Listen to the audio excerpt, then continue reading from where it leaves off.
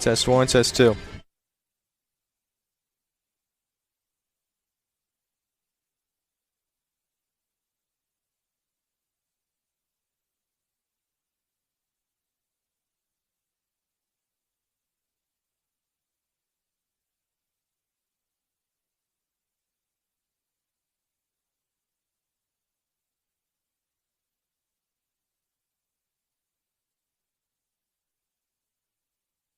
Test one, test two.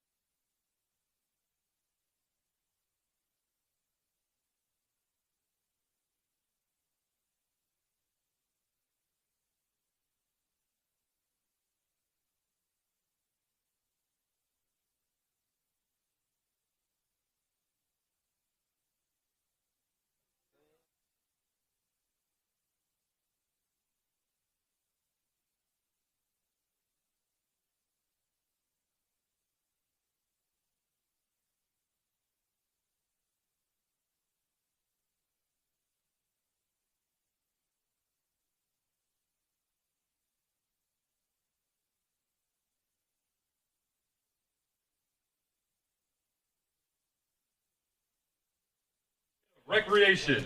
The Department of Recreation has been an important part of our community for decades. Tonight, we are glad to have a lifelong Alexandrian and community leader who has been working with Alexandria's youth for many years. Tony Suggs is the greatest boxer in Alexandria history and will throw out the first pitch. Tony, the mound is yours.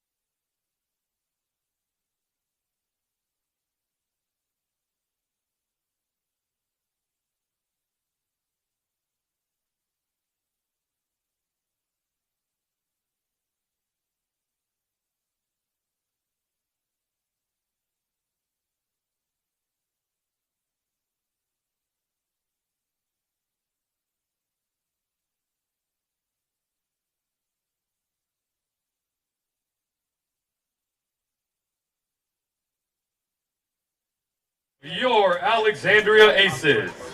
On behalf of Team President Frank Fannin, the City of Alexandria Parks and Recreation Department, and the entire Aces organization, we are glad you chose to spend tonight at Aces Baseball. Tonight, the 14-20 Alexandria Aces face off against the 17-17 Metro South County Braves. Just a reminder, the concession stand is located behind the press box, and the bathrooms are located down the right field line. And now the starting lineups. First, for the visiting Braves, leading off and playing center field from VMI, number 5, Owen Pelter. Batting second and playing shortstop from Paris Junior College, number 7, Nadav Macklin. Batting third and playing first base from Monmouth, number 18, Robert Kelly. Batting fourth, the catcher from Northern State University, number 3, Colin Locke. Batting 5th and playing right field from VMI, number 12, Aiden Albright. Batting 6th and playing left field from Ferrum College, number 16, Matt Wright. Batting 7th and playing third base from NJIT, number 2, Ben Robinson. Batting 8th, the designated hitter from Marymount University, number 14, Aiden Simino. Batting 9th and playing second base from Stevens Tech, number 17, Chip Kress Jr. The starting pitcher for the Braves from Ferrum College, number 38, Braden Weeks. The Braves are coached by Chris Warren. And now, the starting lineup for your Alexandria Aces. Leading off and playing second base from Presbyterian, number 1, Elijah Grant. Batting second and playing shortstop from Haverford, number 2, Jackson Scrow. Batting third and playing first base from the University of Richmond, number 30, Hunter White. Batting fourth, the designated hitter from Shepherd, number 5, Daniel McGinnis. Batting fifth, the catcher from the University of Pennsylvania, number 25, Matthew Pazak. Batting sixth and playing right field from the University of Pennsylvania, number 12, Jack Warner. Batting seventh and playing left field from Fordham University, number 27, Jack Rubin. Batting eighth and playing third base from Columbia, number 41, William Burkle. Batting ninth and playing center field from Allegheny, number 7, Liam Irving. The starting pitcher for your Aces from Salisbury University, number 47, Jack Rocker. The Aces are coached by Brian Worth and assisted by Ethan Keipel. The umpires for tonight's ball game are Nick Chalk, Andrew Klinger, and Anthony Hummins. Ladies and gentlemen, at this time we ask that you please rise, remove your caps, and direct your attention to the flag in center field while we play our national anthem.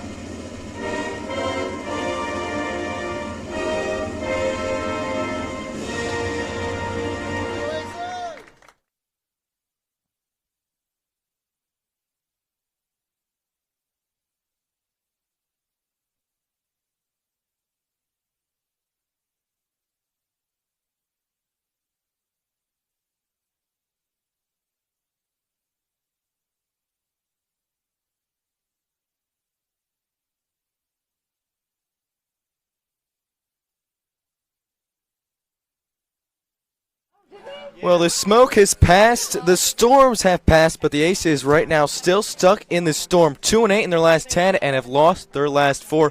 They look to right the ship here tonight with a win, with the playoffs looming just 4 days away. Thanks so much for joining me on this Sunday evening. I'm Ryan McNerlin.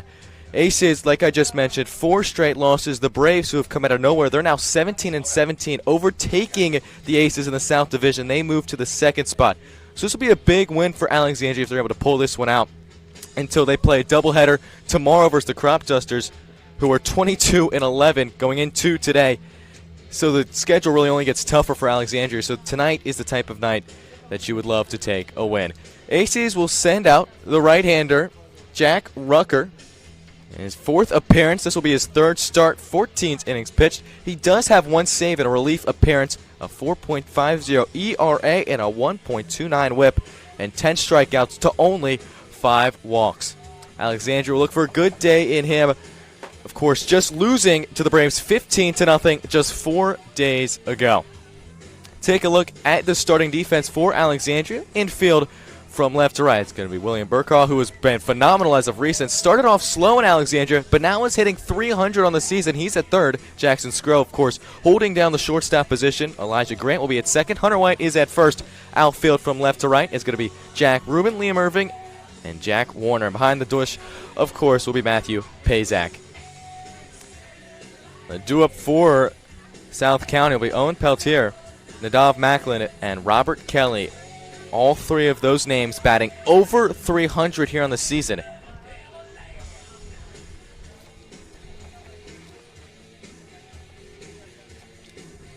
And funny enough, Alexandria as a team is batting better than the Braves at .277. The Braves batting .253 as a team, or excuse me, .271. But the Braves have scored 31 more runs than Alexandria. A Braves team Now batting for the Braves, leading the season series 5-3.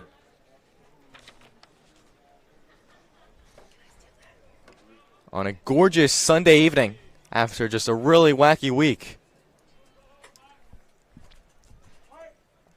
It will be a 6:35 first pitch time in the PM, and we're underway here from Frank Mann Field in Alexandria, Virginia. Peltier swings and misses at the first pitch he sees. 0-1 is the count.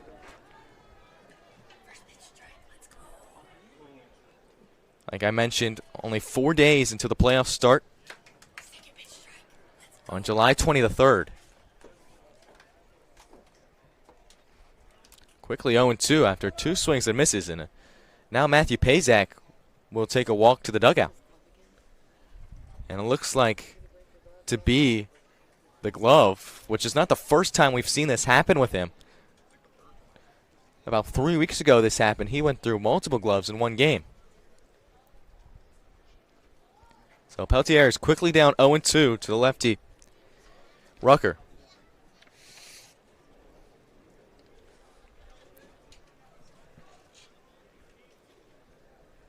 Peltier batting .307 on the year. The 0-2. Swing and a miss. He got him. 3 straight pitches by him for a 3-pitch strikeout to bring this game to a start. So quickly 1 away. The Braves this year, 6.7 runs per game. 0.4 higher than the Aces, who are averaging 6.3 runs per game. Here's Nadav Macklin, having just a phenomenal season statistically. Batting .392. Swings and misses again, so 4 straight swing and misses from the Braves.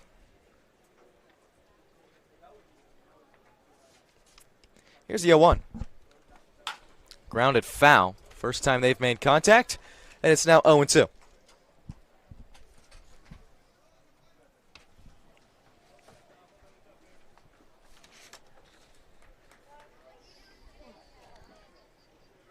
Rucker, who's pretty local from Arlington, Virginia. He's 0-2. Tried a breaking ball. First ball he has thrown. Goes to Salisbury, so he's a Seagull. But newly joined to this Aces roster.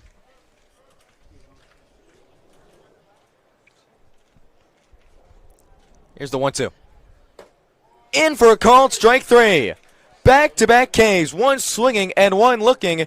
And there's 2 away here in the top half of the first.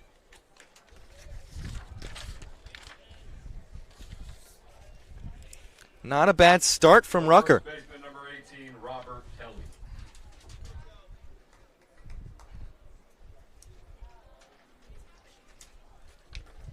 The lefty dealing in the first two batters he's seen, and two batters that are both hitting over 300, but he'll have another test against Robert Kelly. First pitch up and away. They call it a strike. Kelly batting .378 on the season. The first four batters in this Braves lineup all batting over 300 as he swings and misses on a pitch that was in the dirt. 0-2.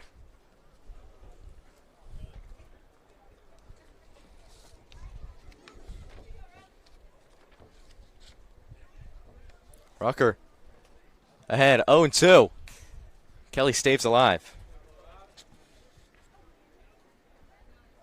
This is Rucker's third start. This is his fourth appearance. He did have one appearance where he did record a save.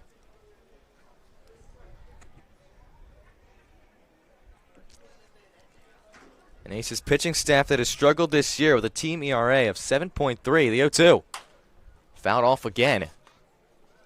So Kelly stays alive.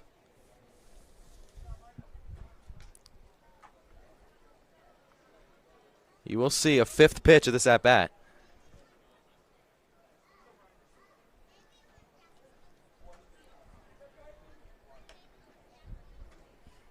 On just a gorgeous Sunday evening. Weather at first pitch was 87 degrees. It feels like 88. But a slight breeze makes it feel a lot better. Here's the 0-2. Just outside. 1-2. So a good at bat by Robert Kelly to extend this inning just a bit where Rucker was really dealing. Here's the 1-2. Grounded right back to Rucker. A lob to first in time. It's a 1-2-3, top of the first for Jack Rucker. We head to the home half of the first on the Aces Baseball Network.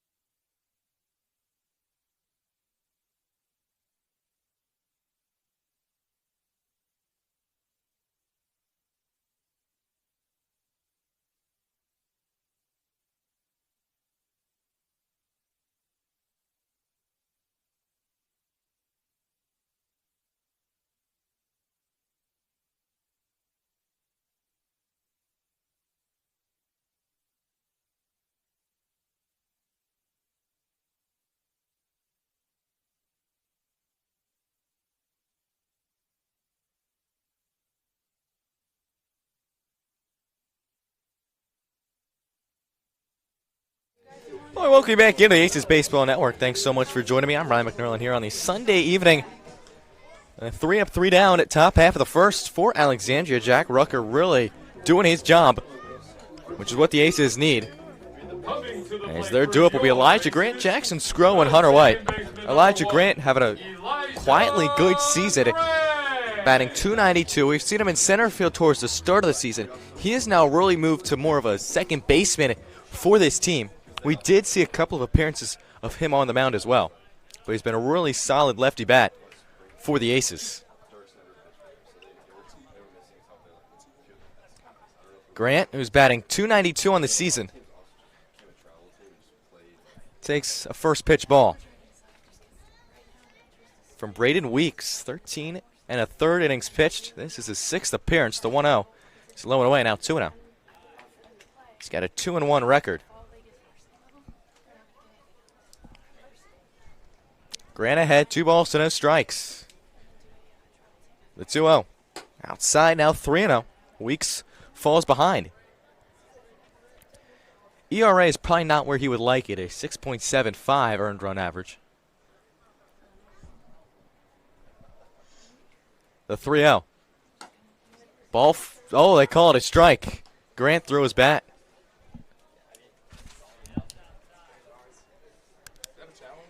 So, Grant will have an awkward walk to grab his bat and back to the plate.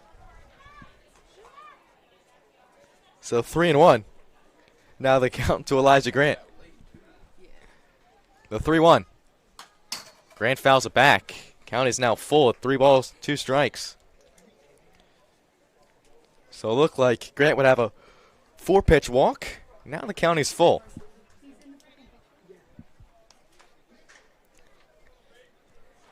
Here's the payoff pitch to Grant. Outside. And 3 pitches later, he does get the walk. Leadoff man aboard here in the home half of the first. The shortstop number 2, Jackson Scrow.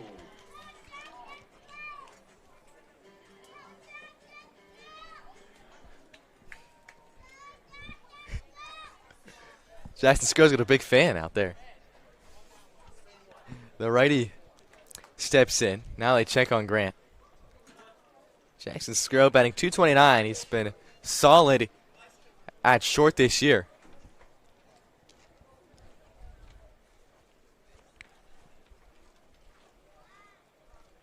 Grant, who leads the team in stolen bases. Scrow takes the first pitch for a strike.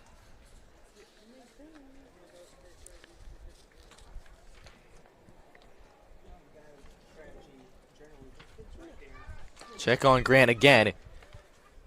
Grant, who leads the team with 25 stolen bases on the season. Trying to make that 26 if he does go in motion.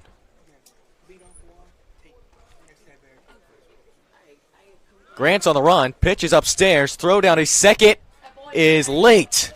Stolen base number 26 for Elijah Grant.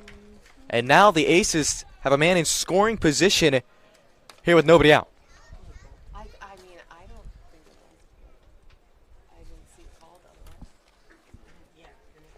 So a ball and a strike to count.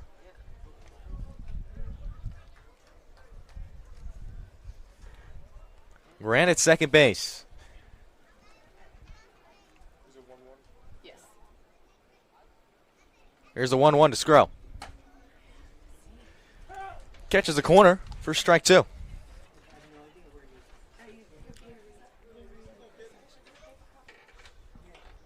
So Scrow behind, a ball and 2 strikes. Hunter White looming on deck.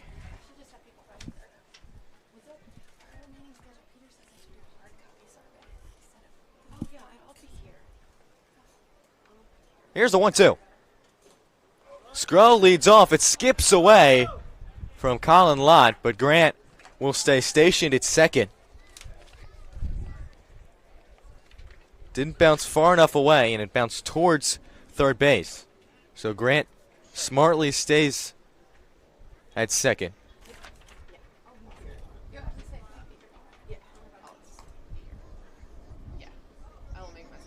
Two balls and 2 strikes to count.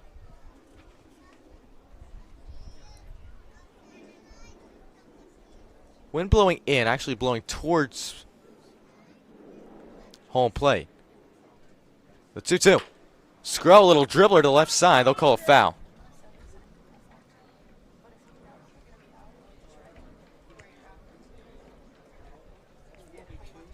His elbow guard fell off, so he'll have to rearrange that. So another 2-2 pitch from Braden Weeks here on his 3rd start of the season.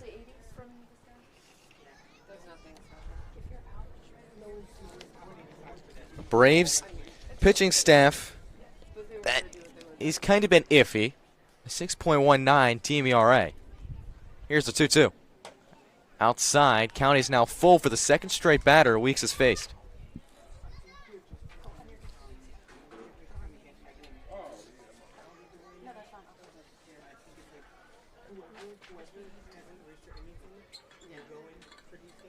So another payoff pitch from Weeks.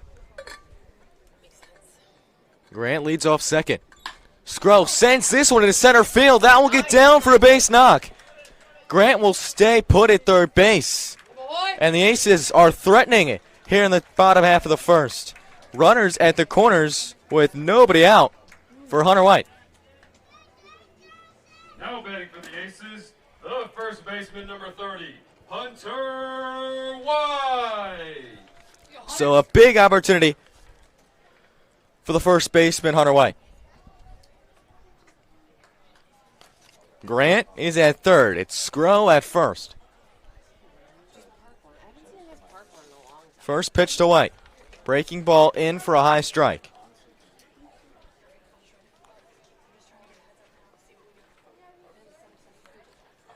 He's tied for the team lead in extra bases. The 0-1 sends this one high, deep to right field. Going back and making the grab just in front of the fence is the right fielder Albright, but it'll be deep enough to score the first run of the ball game, and the Aces strike first. It's 1-0. Hey, good job, Hunter. Come on, AJ. Just barely got under that one. For your Aces, the designated hitter, number 5. Sorry. So now 1 on with 1 away here for Daniel McGinnis. Yeah, I literally just said that. Scro still at first. Also, we haven't been home in like 2 weeks, so except for Thursday, so I guess it has been a while since I've seen him do it. McGinnis, who's the designated hitter tonight for Alexandria,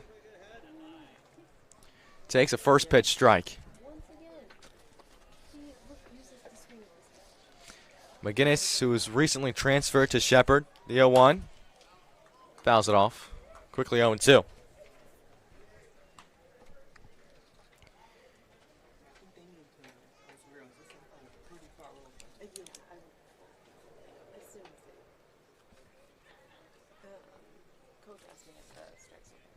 The 0-2 misses outside. He lays off. 1-2. McGinnis, who leads the team in RBIs, was on top of the league for a while at the beginning of the season with his batting average. Has dropped down. Now hitting .371, which is still phenomenal. Here's the 1-2. Another breaking ball. Misses. Count is now even at 2 balls and 2 strikes. McGinnis, originally from the Alexandria area. Back in where he grew up.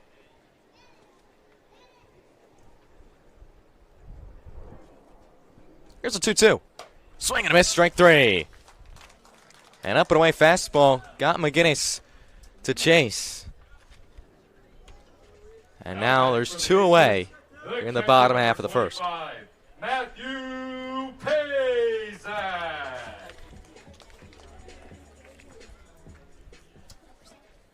Pazak will follow him up. 2 away. Scro is still at first. First pitch to Pazak, a breaking ball. It's in for a called strike.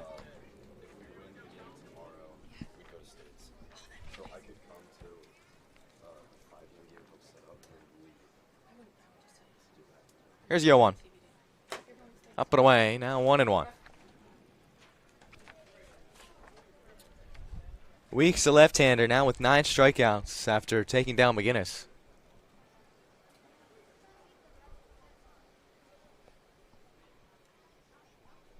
The 1-1. Inside, 2-1 here to Pazak. Pazak batting .284. The power hitting catcher.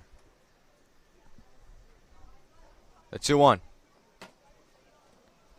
Like a breaking ball that misses. Now Pazak ahead, 3 balls to a strike.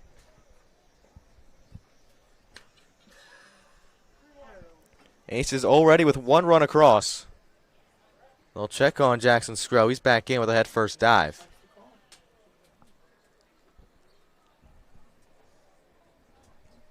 Jack Warner awaits on deck. Here's a 3-1. Misses well outside for ball 4. Second walk issued of the inning, and this inning stays alive. 2 on. Now with 2 away for Jack Warner. The right fielder, number 12, Jack Warner. So the lefty has an opportunity to double this Aces lead with Scro now in scoring position. Warner batting .333 on the season. First pitch in for a called strike.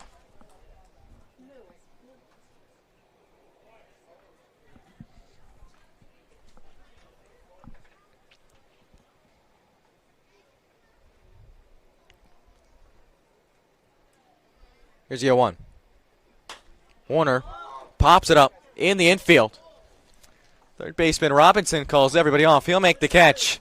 Inning is retired. The Aces do get on the board with a sacrifice fly from Hunter White, scoring Elijah Grant. We head to the second inning. It's the Aces 1, the Braves nothing on the Aces Baseball Network.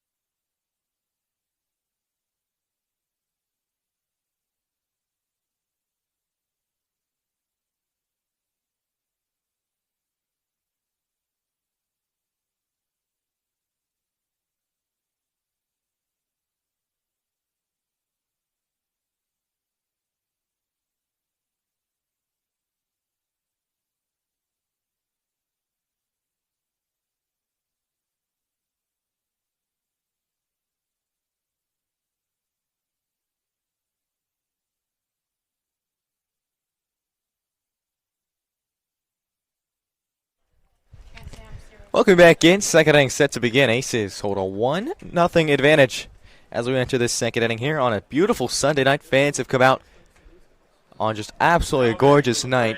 Slight breeze blowing towards home plate. More actually, it's kind of going between home plate and third base. Now blowing a little bit towards first.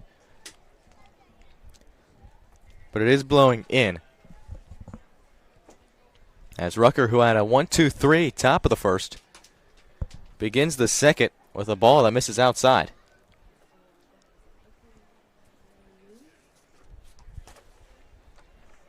Rucker, who had 2 strikeouts and the ground ball right back to him. Aces would love a good quality start from the left-hander. The 1-0. Breaking ball. Misses 2-0.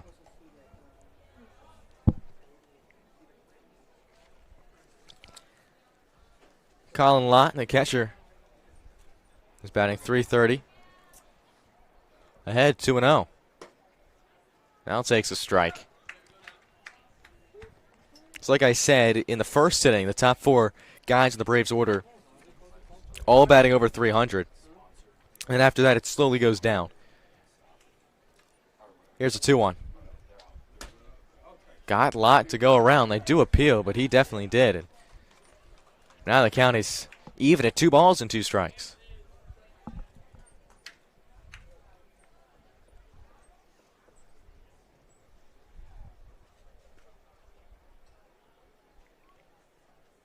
Rutgers 2-2. Foul out of play. Lott will see another pitch.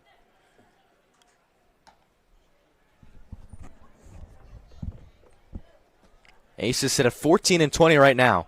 2-8 in their last 10 games. Losing 4 straight.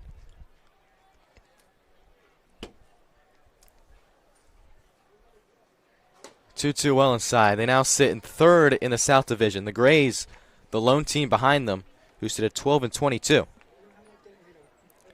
Braves sit a game above them at 17-17. The Senators looks like they might be able to run away with the South. Again, this is a long stretch of doubleheaders coming up. Here's a 3-2. Swing and a miss, strike 3. Rutgers' third K of the evening. And there's one away here in the second.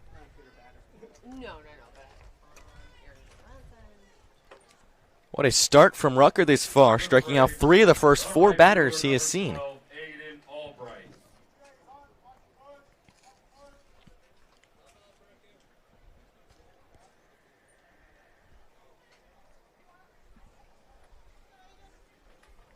Aiden Albright, first batter in this order, not batting over 300.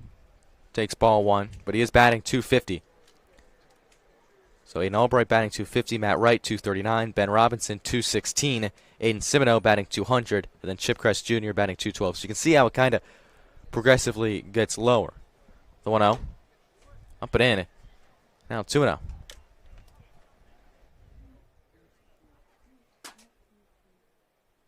So back-to-back batters get ahead in the count, 2-0. As now Rucker challenged him with a strike, 2-1. Alexandria, who I think 5 or 6 straight home games coming up with the doubleheader tomorrow versus the Crop Dusters. The 2-1 runs inside, now 3-1.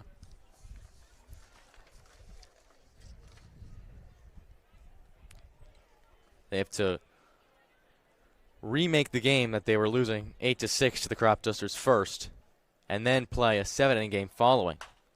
3-1, he's fouled back and out of play.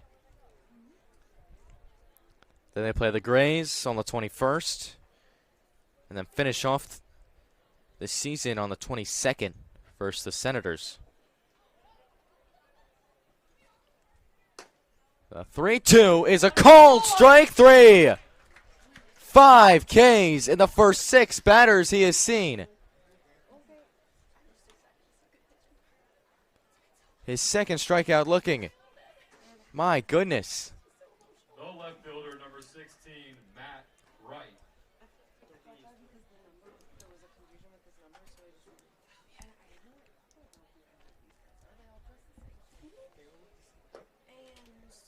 What an addition Rucker has been for Alexandria.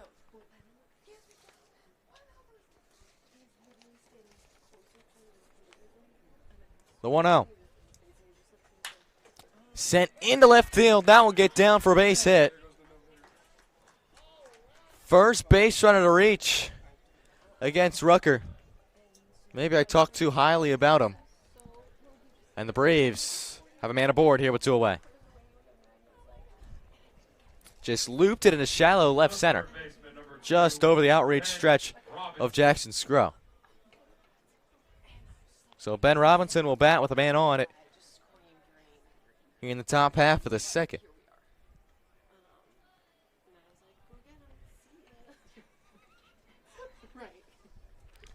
First pitch to Robinson.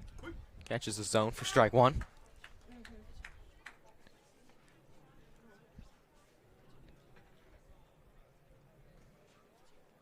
see how Coach Worth is able to play it. Again, there's not going to be a break until the playoffs start. These next 4 days. The 0-1 sends this one to left center field. Irving still going back, makes the grab. That ball carried pretty far, but Irving able to make the grab. Side retired. The Braves do get a base runner, but Rucker able to keep him off the board for the second straight inning. We head to the second on the Aces Baseball Network.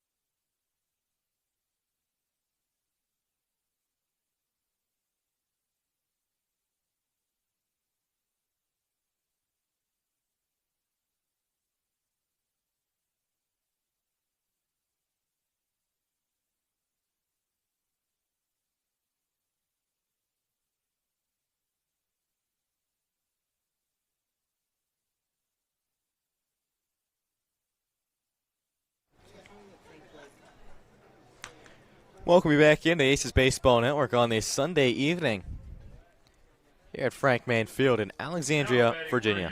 I'm Ryan McNerlin. Aces hold a 1-0 lead. Braves did get their first hit of the afternoon in the top half of the second, but they are kept off the board for Jack Rubin, who will lead us off in the home half of the second. First pitch misses for ball one.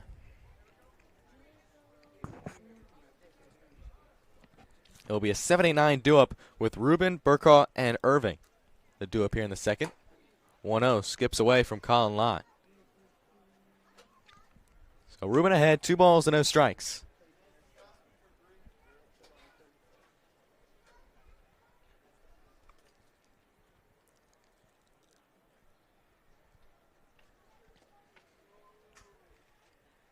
Here's a 2-0. Breaking ball misses. So Weeks is now behind 3-0. He walked 2 batters in the top of the first. Was able to get out of the jam, only allowing 1. Here's a 3-0. Upstairs for a called strike.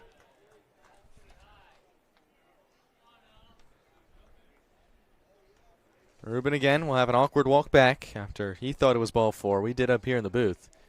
And on the tracker, it says it was a ball. But now it's 3-1. Here's a 3-1 to Rubin. A pitch later, he gets a walk. So for the second straight inning, the leadoff man reaches on a base on balls. Now batting for the Aces, the third baseman, number 41, William Burkaw. Burkaw, who is a new addition. Not new anymore, but about 3.5 weeks ago, joined the team. Struggled in his first couple of games with Alexandria. He takes the ball, but now he's hitting 300 on the season. So what a pickup he was after the Aces did lose Noah Harvey. But he has been solid thus far at third base, as they'll check on Jack Rubin. Sometimes I do this before I do this because this is in my hand, so I never forget it. But yeah.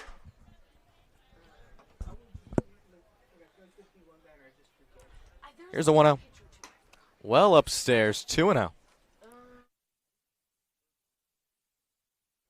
And when this like goes down, then I have 2 balls and no strikes here to Burkaw. Weeks, a little bit of a struggle with his command this far. The 2-0. Burkaw shows bunt, takes a strike.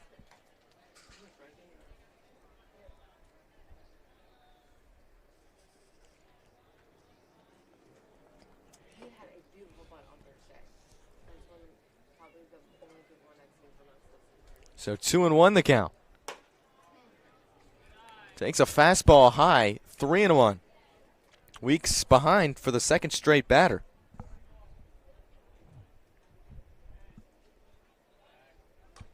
Another check on Rubin. Weeks, who's tied in second in wins for the Braves. 83, yeah.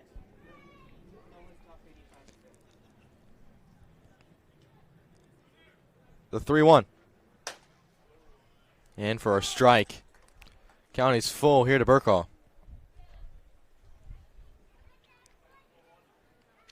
Wind is on and off, but it is blowing in towards home plate. But 3-2 with Rubin at first. Burkaw sends this one left center field, looping into left center field. That gets down for a base hawk. So a walk and a hit for Alexandria, and they have 2 on with nobody out. Now batting for the Aces, Offense center fielder, number 7, Liam Irving. starting to show up early, something Alexandria would like. Threatening for the second straight inning. It's Rubin at second, Burkaw at first. And there is movement in the Braves bullpen already. It's Evan Nix, the lefty. He is in the Braves bullpen.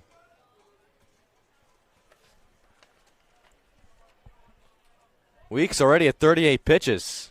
That was number 39. Irving showed bunt. Took a strike.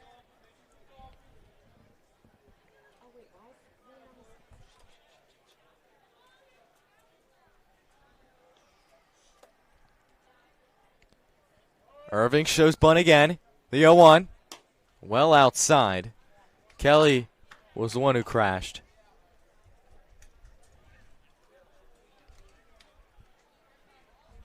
So 1-1 now to Irving. Shows bunt again. Takes a strike. So Irving unable to get it down. Now with 2 strikes on him. Only option. It feels like he will have to swing here unless he wants to risk it. 1 and 2. 1, 2.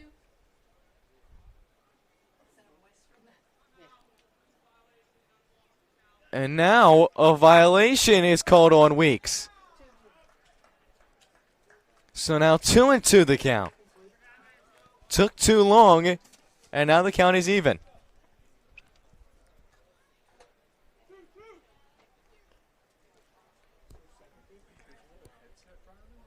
Here's the 2-2. Irving fouls it off, stays alive.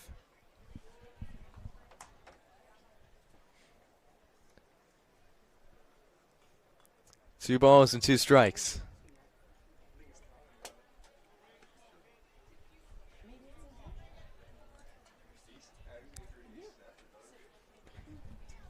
Here's a 2-2. Up and away, 3-2. Trouble for Braden Weeks.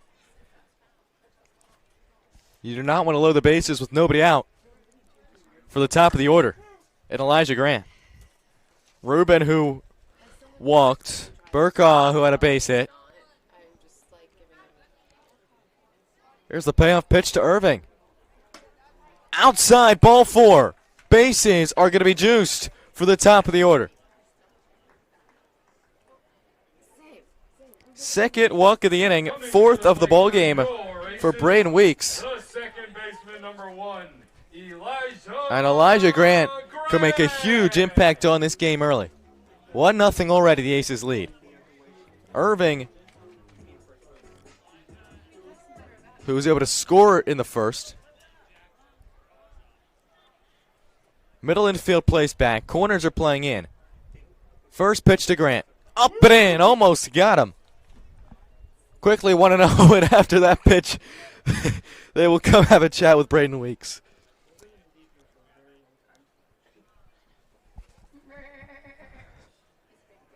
Again, Evan Nix. He's warming in the Braves bullpen.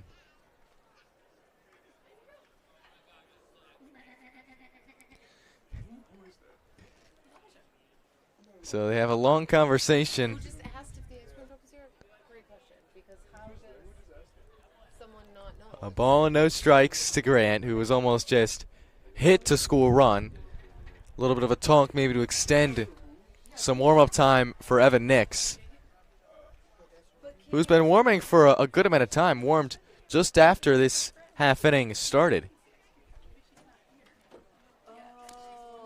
So Grant is ahead, 1-0.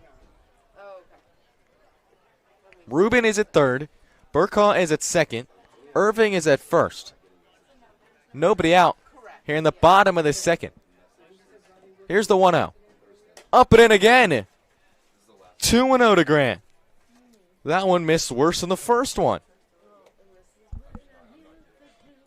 Grant is now ahead.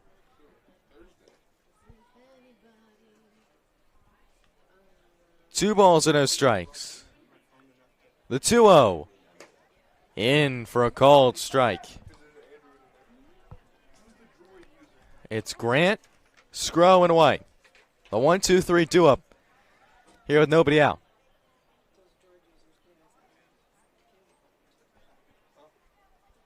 Upstairs now 3-1. Can't walk in a run. Evan Nix has stopped warming up. He is going to walk to the, looks like he will stay put there. Pitching coach is standing outside of the dugout. The 3-1. Fouled back to the glove. It looks like now he'll walk a little bit back into the dugout. This might be Weeks' last batter no matter what. But if he walks Grant, I think it would definitely be his last batter. Bases loaded. 3-2 is the count to Elijah Grant. The payoff pitch. Swing and a miss. He got him. Fouled back into the glove, and there's one away.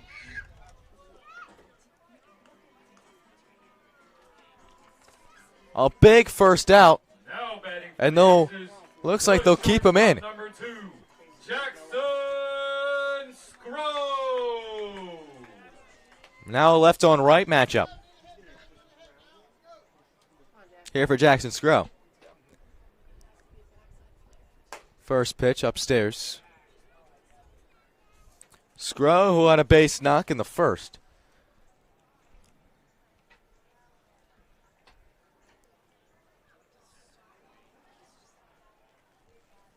Corner still playing in. Middle infield playing double play depth. The 1-0. Scrow fouls it off. Now a ball and a strike to count. If Weeks is able to get out of this jam, that will be pretty impressive. Even if he only allows one run in, I feel like that's a win if you're South County.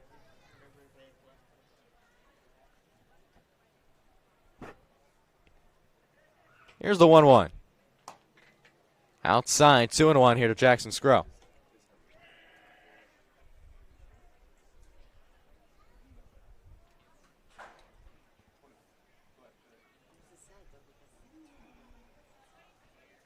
The 2-1 to Scrow. Up and away again, now 3-1. Pitch count is now at 56.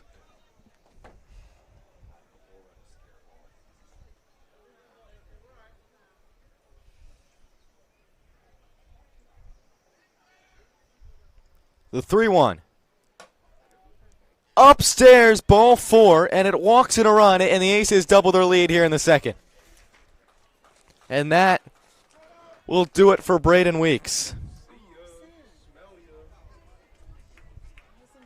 An RBI walk for Jackson Scrow brings in the second run. We have a call to the bullpen brought to you by the Toomey Group. We'll return. Bases stay loaded with one away here on the Aces Baseball Network.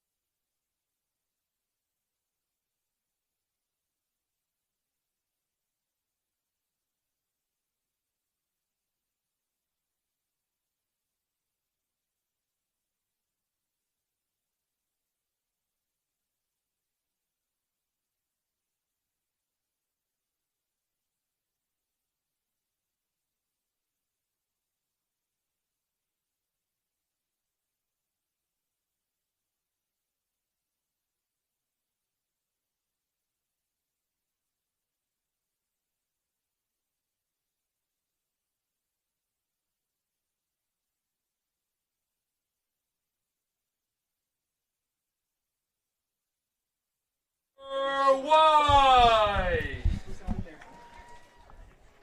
So Braden Weeks' day is done. Evan Nix will come in for relief. Another lefty for the Braves. First pitch to Hunter White. A breaking ball low. Braden Weeks' final line. 1 1/3 innings pitched, 2 hits, 2 runs, both of them being earned, but all 3 base runners would be earned. 5 walks to only 2 strikeouts.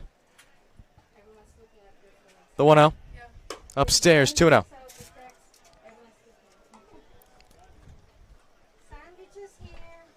So Hunter White's ahead, trying to really blow this one open. Left on left. The 2-0 to White. Swing and a miss. Challenged him upstairs with a fastball at 86.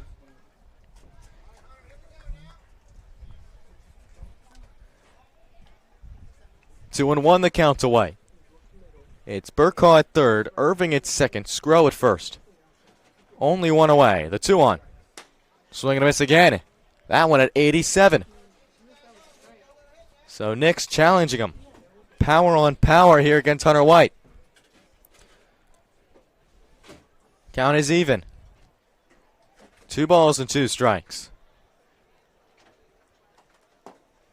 Misses low. Count is full.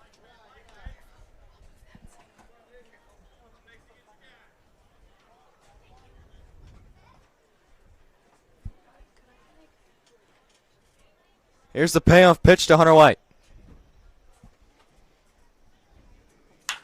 Line into right field. That will get down for a base hit. Burkhaw scores. Here comes Irving. The throw is cut off by Kelly. Aces. Now with 3 runs across here in the second. It's 4-0.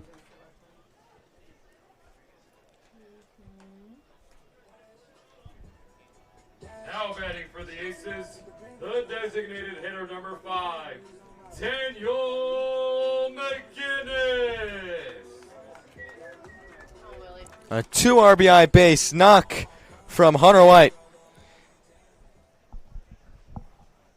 Still only 1 out with Scrow and White still aboard. Daniel McGinnis, who struck out as Scrow will try to take third. A good throw that's in time. Scrow caught on the base path. Hunter White stays at first. Pitch was called a strike.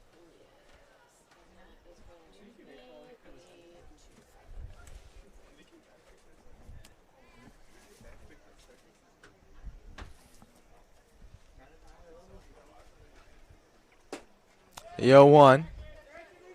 They do appeal and they say he did go. So McGinnis now down 0-2. That's quickly how things can change.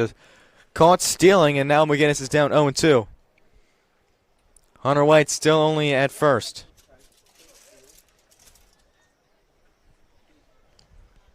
The 1-1. Or excuse me, the 0-2. The scoreboard was wrong. Now it's 1-2. Scoreboard is reading 2-1, but the count is 1-2.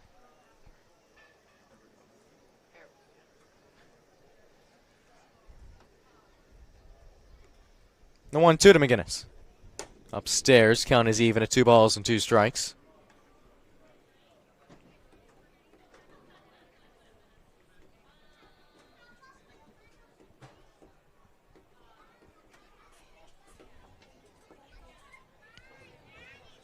White still at first. McGinnis fouls it off. So he'll see another 2-strike pitch.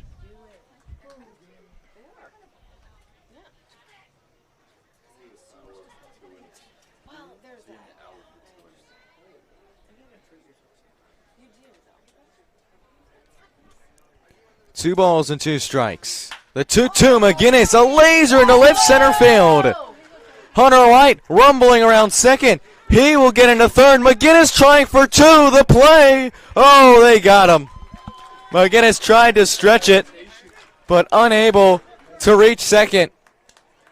Aces do put 3 more on the board as we head to the third. It's the Aces 4, the Braves scoreless on the Aces Baseball Network.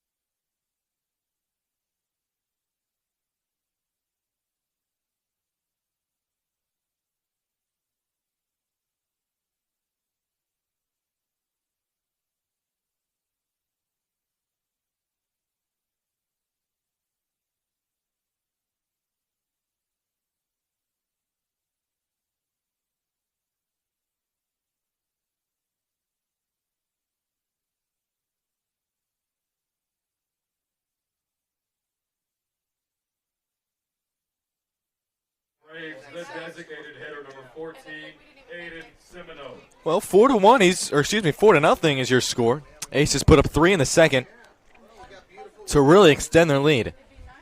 Daniel McGinnis, who tries to stretch a single into a double, unfortunately comes up just short. As we start this third inning here with Aiden Semino, who sends this one foul down the third base line.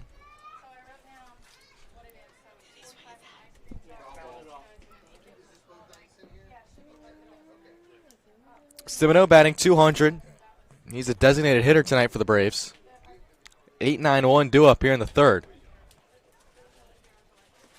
All the pitchers we've seen this far, all 3 of them have been lefties. Braxton Vankar, who was set to start yesterday, he is now warming up at the bullpen. Looks like he will be next to go once Rucker is finished. The 1-1. Outside, now 2-1.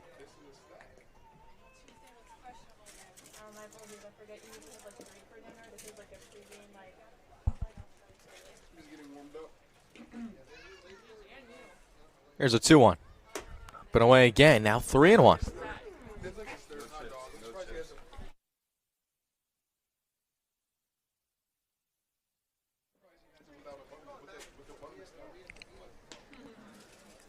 Chip Kress sits on deck. Here's the 3-1. Low for a called strike. Semino thought it was ball 4.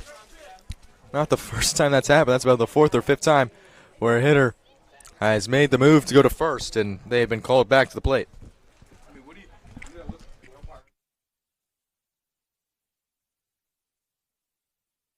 The 3-2.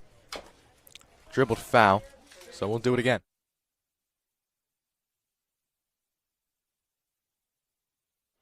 So another 3-2 pitch will be on its way.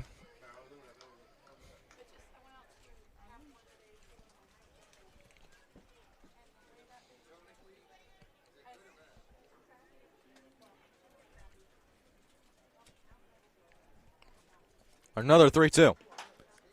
Fouled out of play.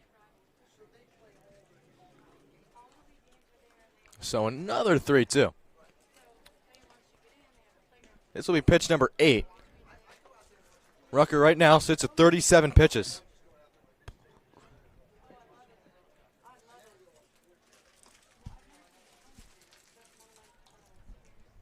Here's a 3-2. Swing and a miss, strike 3.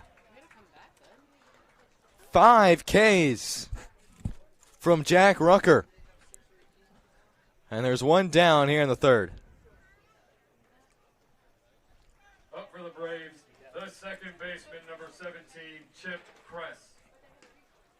So Semino thought it was a walk, gets called back, and strikes out 4 pitches later.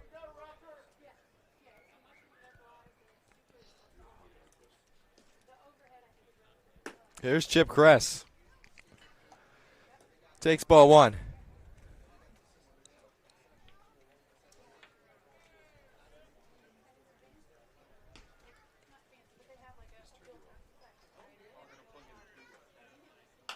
Grounds this one foul into the Aces bullpen. Now the count is even at a ball and a strike.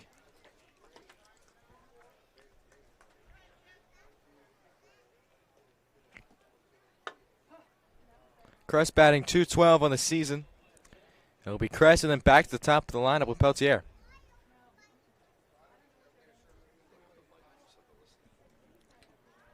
That pitch just a bit outside. Now 2-1.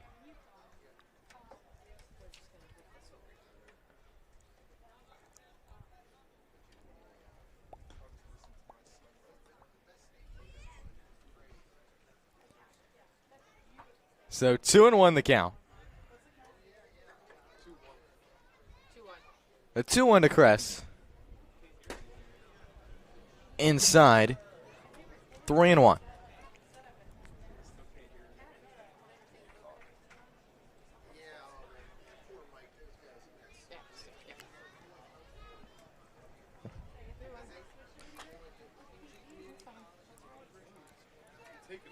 Here's a 3-1. Set, shallow right center field, dropping quickly. Warner lays out, can't make the catch. Misplayed by Irving, but Crest Jr. will stay put at first base for now. So a one-out knock gets a man aboard for South County. The center fielder, number 5, Owen Peltier.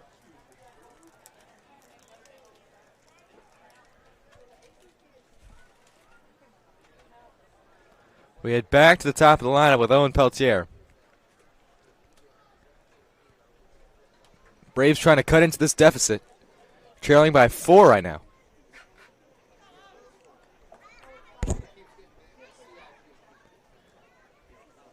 First pitch to Peltier. In the dirt.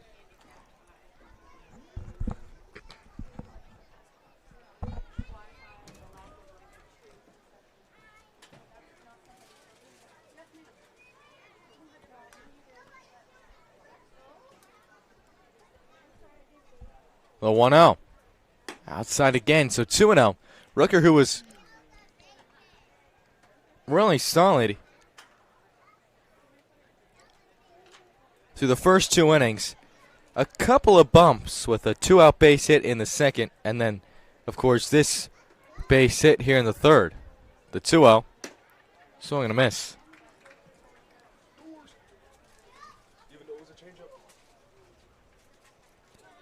So again, tomorrow they play a continuation game at 5 p.m., then the second game follows at 6:30.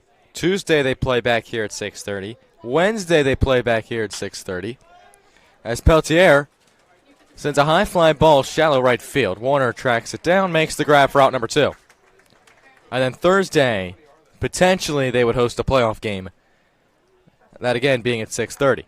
Now batting for the Braves. But rain is in the forecast for Tuesday.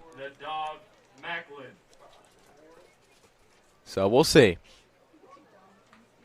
There's enough for me to have just in the freezer or fridge? 2 away. Crest Jr. still at first.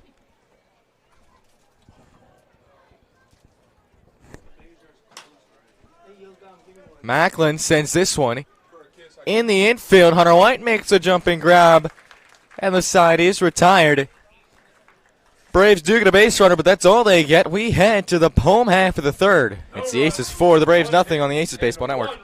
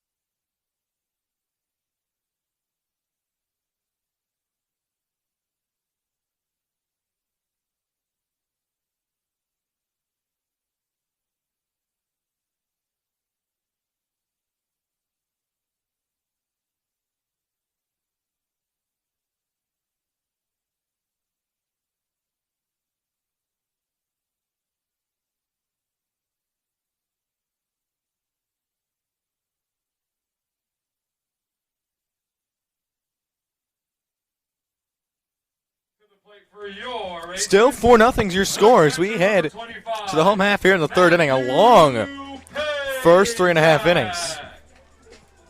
It's taken an hour to get through 3.5. Bryce and Vacar still warming in Alexandria's bullpen. No movement in South County's. It's Evan X who's still out there, the left-hander. Face Pazak, Warner, and Rubin. 5, 6, 7. Takes first pitch he sees for ball 1. Pazak having a really good year, power hitter.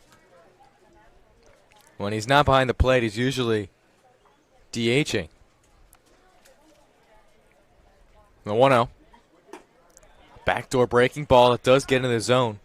Count is even at a ball and a strike.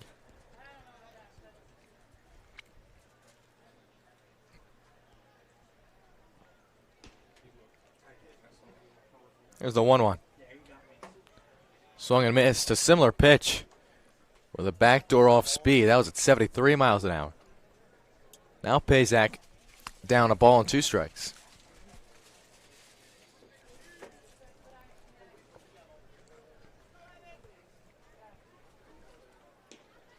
Here's the 1-2. Outside, now 2-2.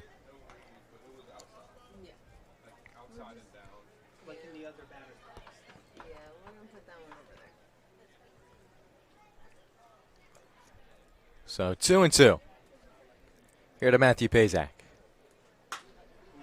Pazak just under it into shallow left field. Macklin is back. He makes the catch while backpedaling to retire Pazak for out number 1.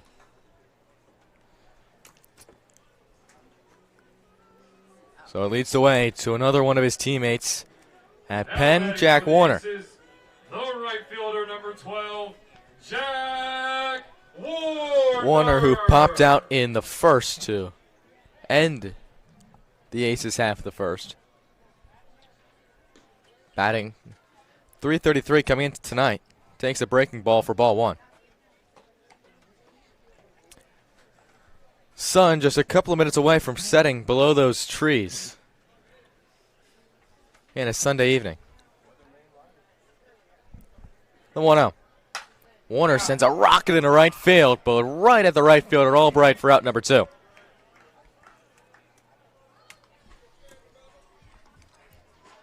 Coming to the It plate was 96 for your Aces, off the bout, the left fielder, number 27, but a 96 mile an hour out. Jack Rubin. And there's 2 away with the bases empty. If Rubin is unable to reach, it's the first inning that an ace has not reached base.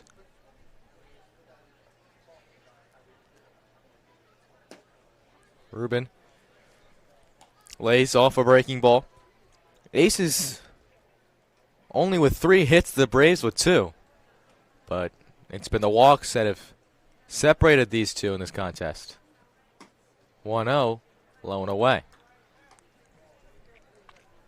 And for the Aces this season, walks have kind of been the problem, pitching-wise.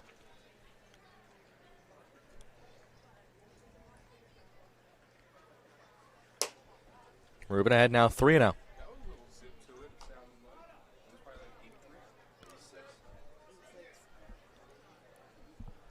3-0 to Jack Rubin. Base is empty here with 2 away.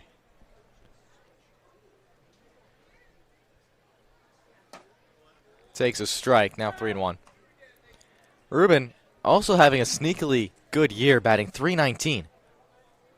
Walked and scored in the second.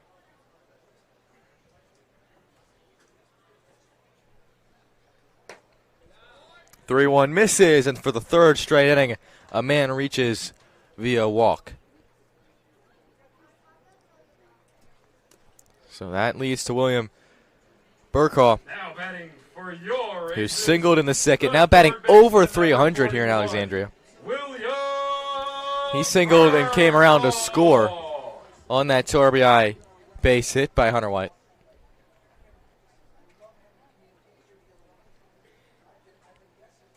First pitch well inside, almost nicked him. So 1-0 is the count.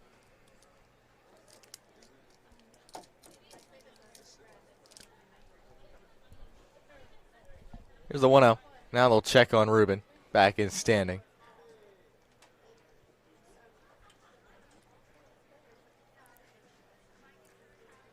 The lefty Nix from Mechanicsville, Virginia. Him and Aiden Albright both attend VMI. So he drops at a breaking ball for strike. Now 1-1 the count. There's 3 players on this team. Make that 4, actually, that go to VMI. And Owen Peltier, Evan Nix, Aiden Albright, and Gary Aarons. As Burkaw sends a dribbler that gets inside the Braves dugout. So 1-2 now the count. Month until school, and then another month until we actually start playing baseball. 3 weeks. Nix trying to retire Burkaw. The 1-2. Normally it's Breaking ball that misses. Nix when everybody gets their physical. thought it might have been strike 3. Home plate umpire Andrew Klinger not in agreement.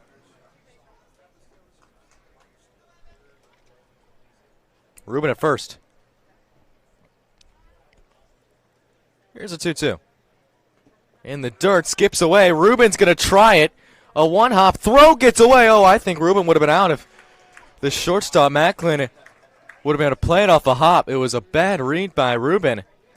But nevertheless, he is now in scoring position.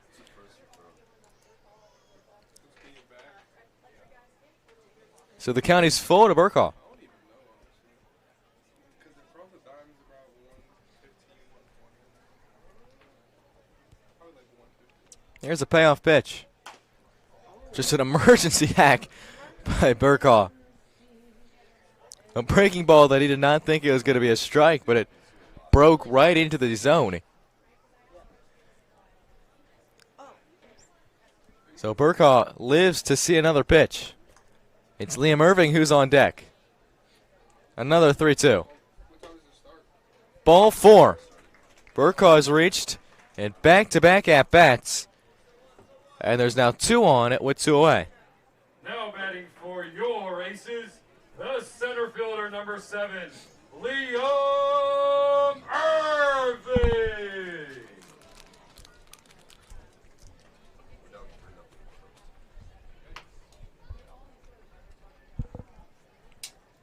Nix will now step off. So Ruben's at second. It's Burkaw who is at first. Here with 2 away. An inning where it looked like it might just be a quick inning for Nix has now been a little longer, but Irving pops it up, shallow right. Second baseman crashes there. He makes the play, side retired. So the Aces get a base runner for the 3rd straight inning, but unable to score for the 1st. We head to the 4th. It's the Aces who still hold a 4-0 lead on the Aces Baseball Network.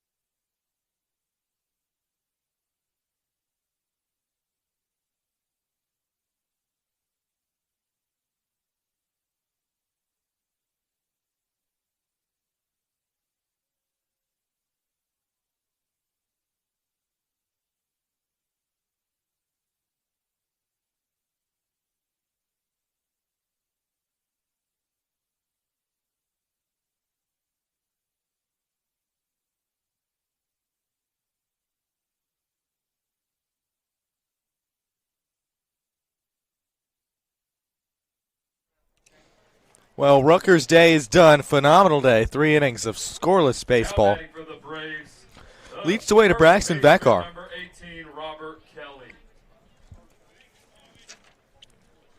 Vacar's been solid. He was in line to get the start yesterday. Of course, that game being rained out. First pitch to Kelly. Breaking ball. In for a strike. Vacar, who is 4th in the league in strikeouts and 3rd in saves. He started the season more as a bullpen guy. Today's bullpen as well, but we've seen him start now. I think it might be 3 games that he's started for Alexandria. A 4.01 earned run average. But it's the strikeouts that stand out with 29 strikeouts. Here's the 0-2. Kelly sends this one deep to left center field. Irving tracking that ball's in the gap. Kelly is in his second. It's a stand-up leadoff double here in the 4th. And the Braves are in business. That was 100 off the bat of Robert Kelly.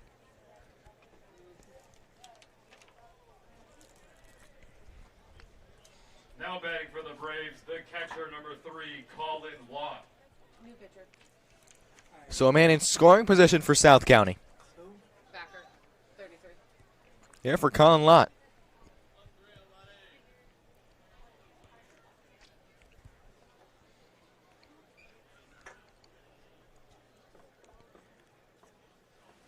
The first pitch to the lefty. Misses low.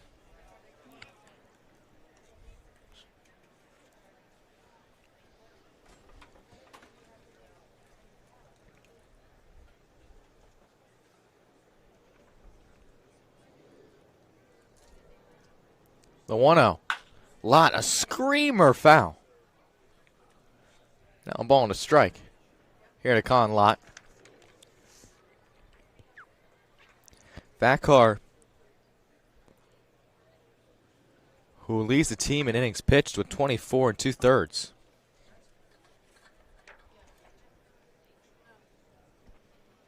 He's a 15th appearance. The 1-1. Swung on and missed. Now 1-2. Vacar ahead. No movement in South County's bullpen. Looks like they will try to ride Nix as long as they can. Vacar right now ahead. A ball and 2 strikes here to Con Lott. It's Kelly who's at second. The 1-2. Fouled off. So we'll do it again.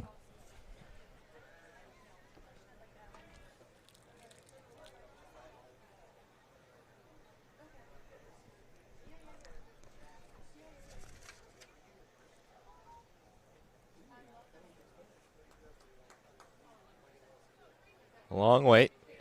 Now Vacar sets. Another 1-2. Up and away, 2-2. Lott extends the at-bat.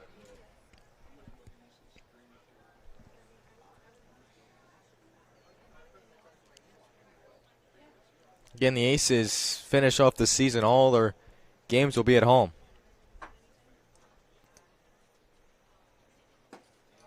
A 2-2 misses just outside. Tried a backdoor breaking ball, and the count runs full. It's 3-2. Good at bat from the lefty, Colin Lott. Struck out in the second. Kelly is at second after his leadoff double. The 2-2. Lott, ground ball. White will take it himself to the bag. Kelly will move up 90 feet.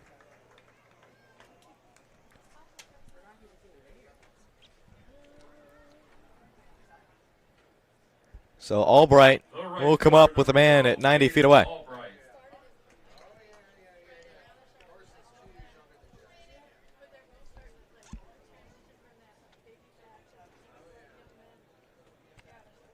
Corners are playing in.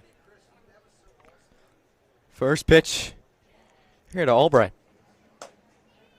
Misses for ball 1.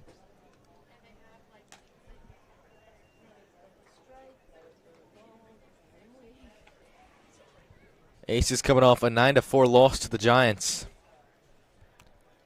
That was on Thursday. Here's the 1-0.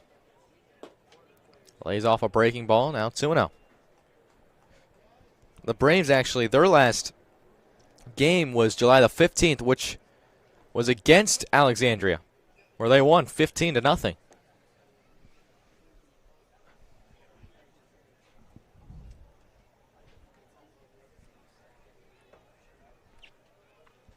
The 2-0.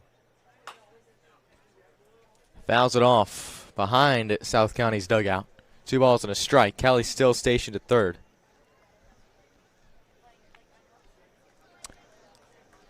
Vacar, like I mentioned, how high the strikeouts are, but his walks are probably a little too high that he would like, with 22 walks. Here's the 2-1. In for a strike. South County's now even at 2 balls and 2 strikes. Here for Aiden Albright, who struck out looking back in the second.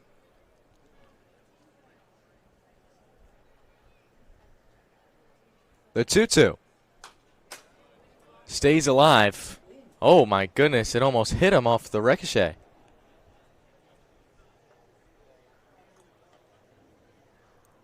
So another 2-2 will be on its way. This is actually the first right-handed pitcher we've seen from either sides. Both sides sent out a lefty to start, and Evan Nix came in relief. He was a lefty. As Vacar misses upstairs, count runs full. It's 3-2.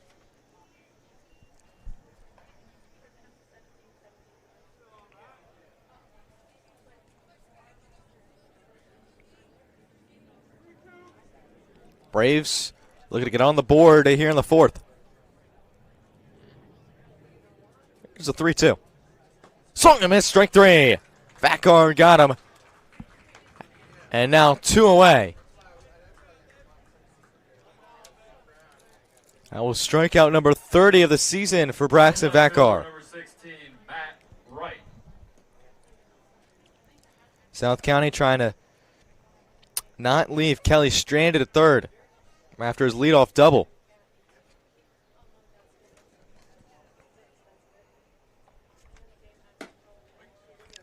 First pitch to Matt Wright, in for a called strike. Singled in the second.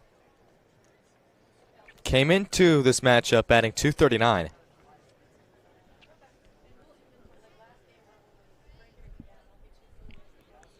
The 0-1. Sends it to shallow center field. Irving coming on with a slight jog. Makes the grab. Side retired. So Robert Kelly's leadoff double is evaded by Braxton Vacar as the Braves stay scoreless for 4 frames. We head to the home half, the fourth on the Aces Baseball Network.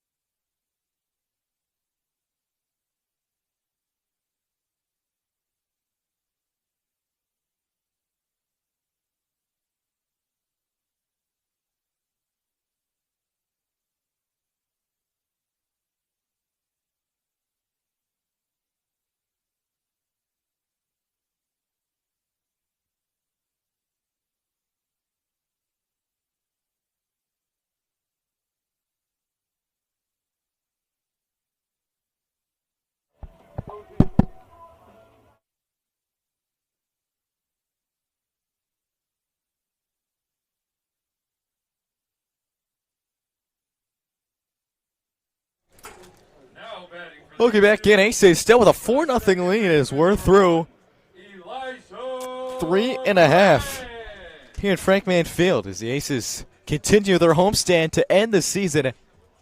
Right now, sitting at 14-20. Third in the South Division. Braves 17-17, sitting in second in the South Division. Thanks so much for spending your Sunday evening with us. I'm Ryan McNerland. Elijah Grant leads us off. He takes a big cut and a miss for strike one as we head back to the top of the lineup here in this fourth inning. Nix out there once more. 2 2/3 thus far. As Grant fouls it off quickly down, no balls and 2 strikes. Grant, who walked and scored the first run of the game in the first, struck out swinging in the second.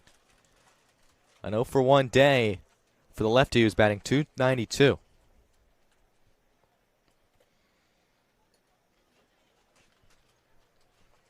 The 0-2 upstairs, now a ball and 2 strikes.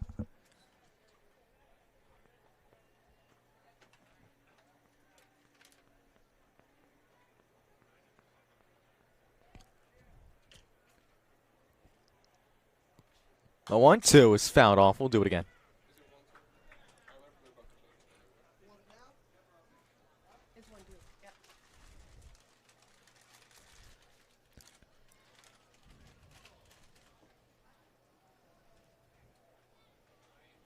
Nix ahead, a ball and 2 strikes. The 1-2, oh, that almost got him on a breaking ball. Grant able to evasively get out of the way. Count is now even at 2 balls and 2 strikes.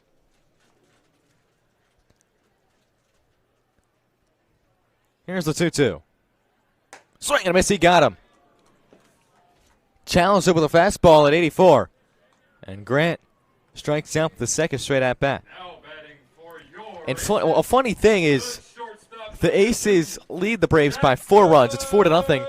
But these teams are tied in the hits column, both with 3 hits, and the Aces have 4 more runs. A lot of that is due to the 6 walks. First pitch to Jackson Skro misses.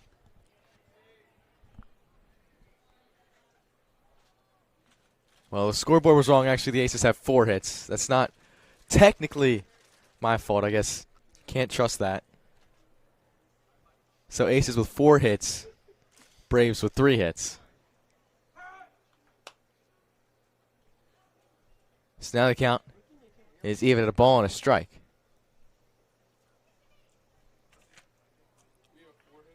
We do. Nobody knew it. The 1-1. Upstairs for called strike 2. Just catches the outside corner of the zone. So Skro behind, a ball and 2 strikes. Aces have had a base runner reach in the first 3 innings. Trying to keep that streak alive here in the 4th. The 1-2. Skro just gets a piece of it, fouls it off, and he'll see another pitch.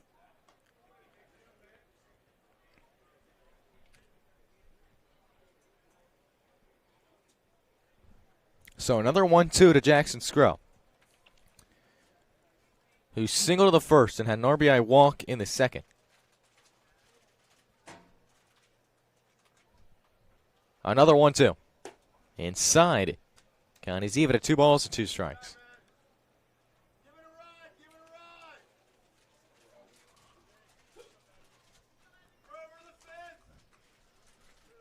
Two and 2 the count to Jackson Skro. Base is empty with 1 away. The 2-2. A dribbler down the third baseline. Tough play for the third baseman. Robinson, a long throw and a hop. Oh, what a pick by Robert Kelly, the first baseman. Got Skro by a step, and there's 2 away. Now batting for the Aces, the first That was not an easy play for the third baseman Robinson or for the first baseman Kelly. Either one of them would not have been able to make that play without the other. Robinson, with all his momentum going towards home plate, able to make a pretty accurate throw to first, but Kelly, who had to stretch out and pick it about 3 feet in front of him. First pitch to White, drops a beautiful breaking ball in for strike 1. White, the lone hope to be the base runner to keep the streak alive with 4 innings of a man on.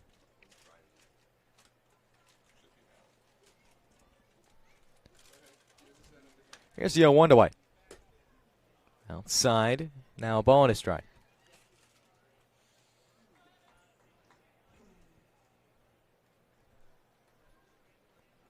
Count is even at a ball and a strike. Knicks at 46 pitches. This will be number 47. Another just beautiful breaking ball. 1-2. Here to Hunter White.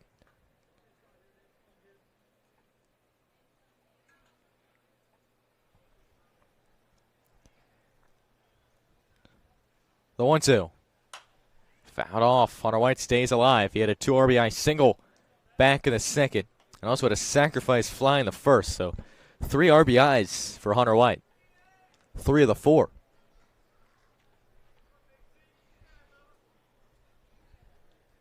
Daniel McGinnis awaits on deck.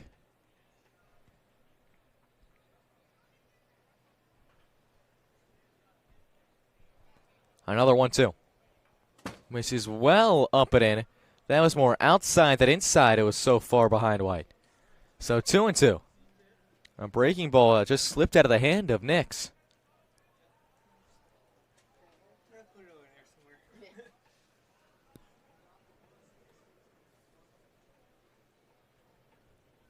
So 2-2 to Hunter White.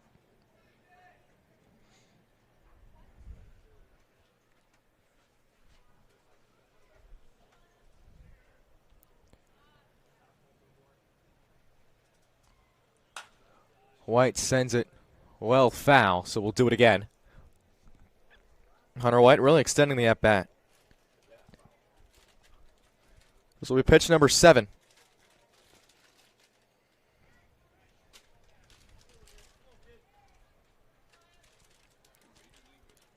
Here's a 2-2. White sends it down the first base line in foul territory. The right fielder Albright will make the catch. A tough play, but Albright able to make it. It's a 1-2-3 inning for Evan Nix. First inning that the Aces did not get on the base pass. We head to the 5th. It's the Aces who still hold a 4-0 lead on the Aces Baseball Network.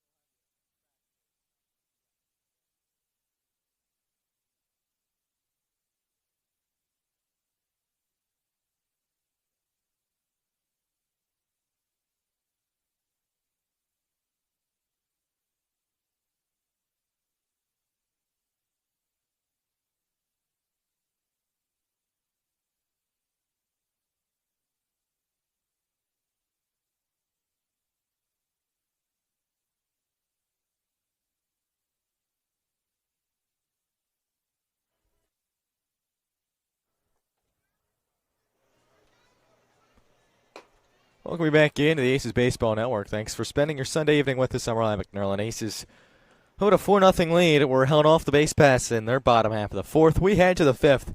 Braxton Vacar still on the bump for Alexandria.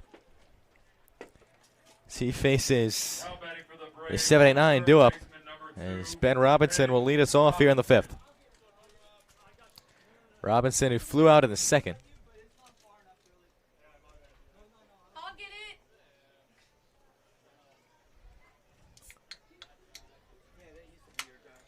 Is some movement in the South County bullpen.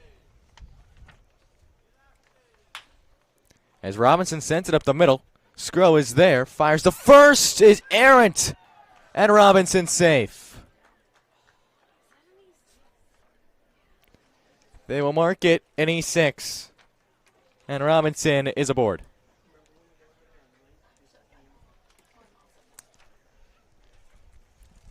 Now Coach Worth is standing at the third baseline.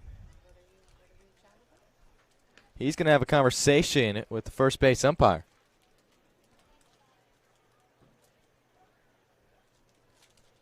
I mean, the first base umpire definitely probably have the best view. But now they're going to have all of the umpires meet.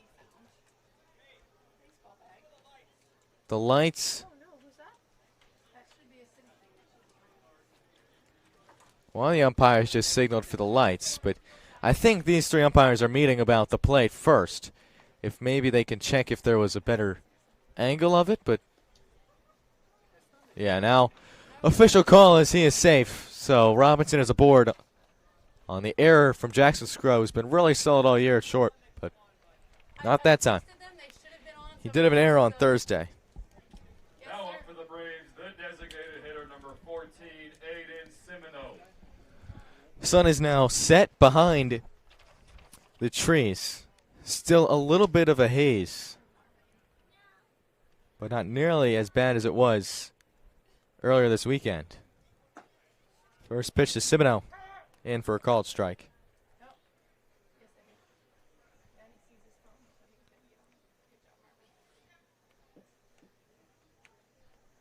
Simino struck out in the 3rd.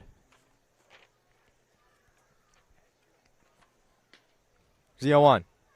A nice breaking ball misses inside. So 1-1 the count.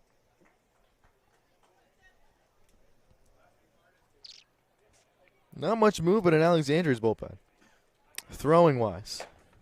As Robinson's on the run, the throw almost hit Braxton Vacar. My goodness. That would have been interesting. Barely missed him, maybe by 3 inches. But nevertheless, Robinson has a stolen base, and the Braves have a man in scoring position for the 2nd straight inning with nobody out. Simino, the DH, sends it left side. Scro, a chance to redeem himself. Long throw to first and a hop. Oh, what a pick by White to complete the 6-3 putout. Some redemption from Jackson Scro. Robinson stays put at 2nd. The second baseman, number 17, Chip Kress. So Chip Kress, who singled in the 3rd, comes up to try and put the Braves on the board. Still scoreless through 4.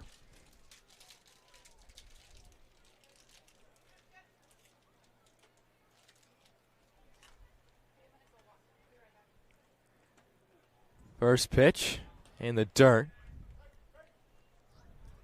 Are they going to appeal? Now they do, and they say he did not go. So 1-0 the count. Here, Chip Kress.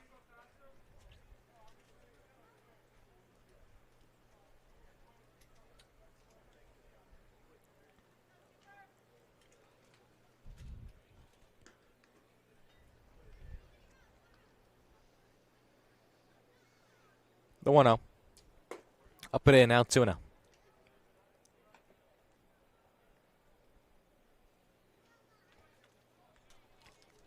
Lights still yet to come on. I don't think it's a problem right now, but probably by the next inning it might play an effect. Here's a 2-0. Kress sends it right in the infield to Jackson Scro. So all 3 hits have been directed at Jackson Scro. He's 2 for 3 making them. But thus far has redeemed himself after the E6. So Peltier will come up with 2 away and a man in scoring position as we head back to the top of the lineup. Peltier 0 for 2. The center fielder was batting over 300. Glow-in-the-dark baseballs and stuff to play with the kids. Peltier sends it deep to left field. Rubin going back. He can't make the play. It kicks away from him. It's a stand-up double for Owen Peltier, and it drives in the Braves' first run of the ball game. It's 4-1.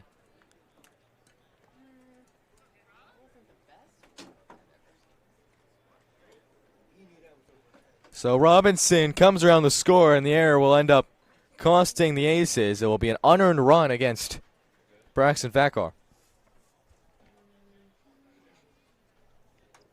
The shortstop, number 7, Nadab Macklin.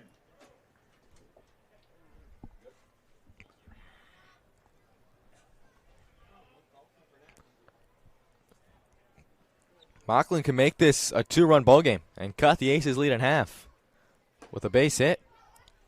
Takes a first pitch strike.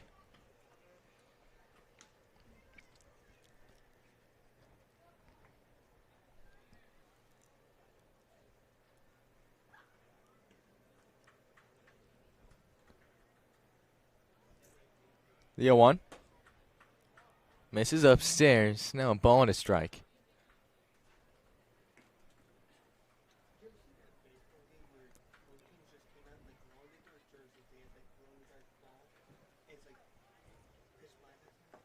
Count is even.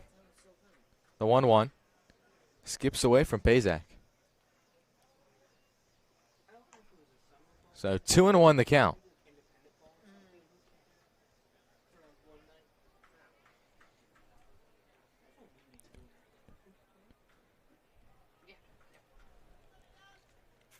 Here's a 2-1 to Macklin. Inside now 3-1.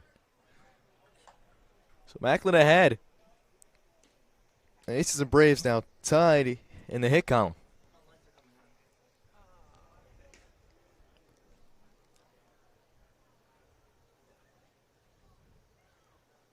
Here's the 3-1. Macklin sends it left side. Burkhaw has it. Throw to first on the run. He got him. Side retired. The Braves do get on the board. It's 4-1 as we head to the home half of the 5th on the Aces Baseball Network.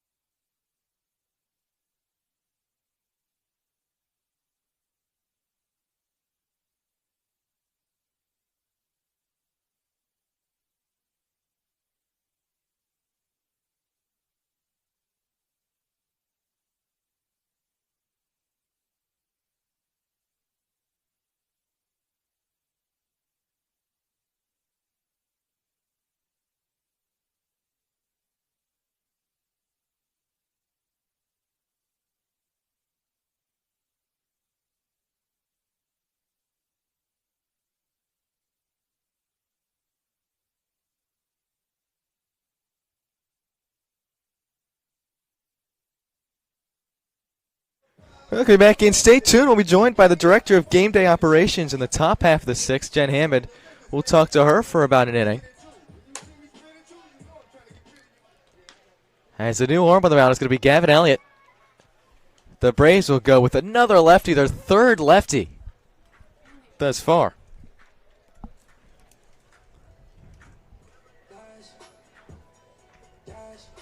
Coming to the plate for your Aces, the designated hitter number 5, Daniel McGinnis. So the lefty, also from the Virginia area, from Haymarket. He will face the heart of the order with McGinnis, Pazak, and Warner. Pazak 1 for 2, who singled in the second but was out trying to make it a double.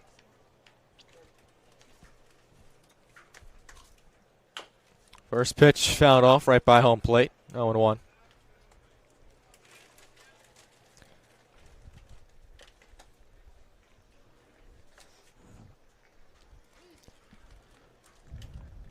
McGinnis, DH tonight. We've seen a little bit of left field, but more of recently it's been more of the DH. The 0-1. Breaking ball misses up and away. Tried to drop it in.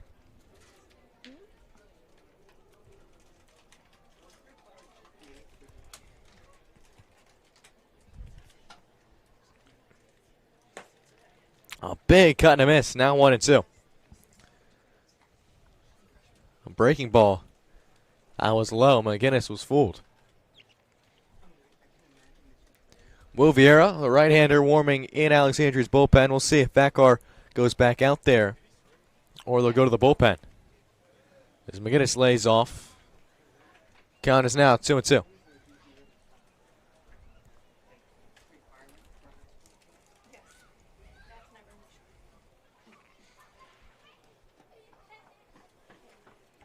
The 2-2. McGinnis swings and misses at a breaking ball for strike 3. And Elliott strikes out the first batter he faces here in the home half of the fifth. Catcher number 25, Matthew Pazak.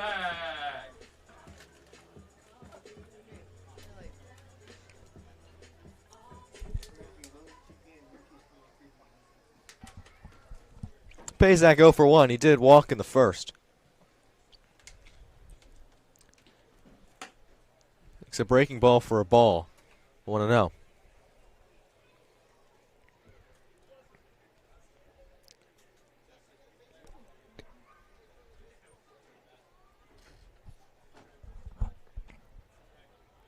The 1-0. Pazak powers it foul. Now 1-1. Pazak, who came into this evening batting .284.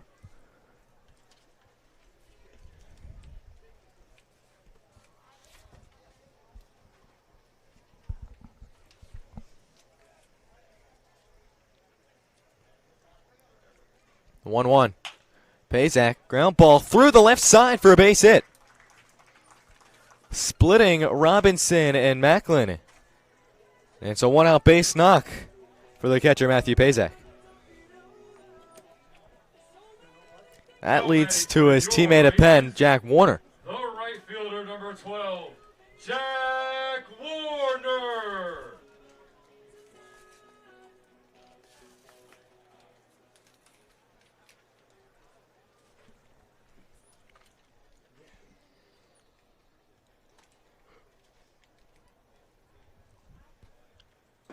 First pitch in the dirt. Ball 1 to Warner. He's 0 for 2.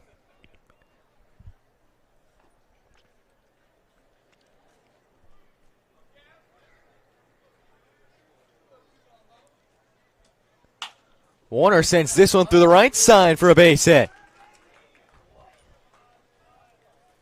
So the Penn teammates, both with base knocks to opposite ends of the field.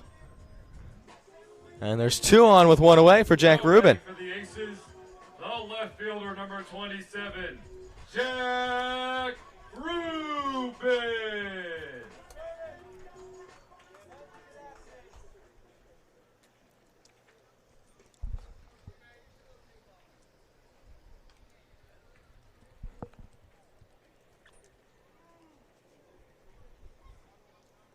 First pitch to Rubin. A chopper right back to the pitcher. Tough play at first, but another great scoop by the first baseman, Robert Kelly. Both runners advance.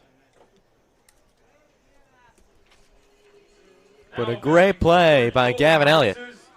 The third baseman, number 41, William Burkhardt. So Burkhardt, it was 1 for 1. He also walked in the third, scored in the second.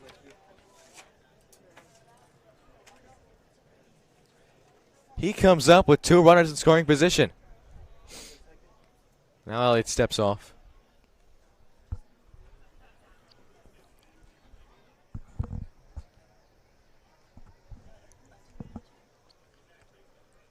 First pitch to Burkaw.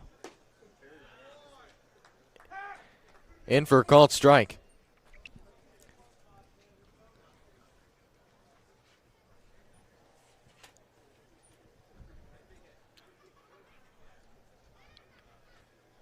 The 0-1. Takes another strike. That one at 74.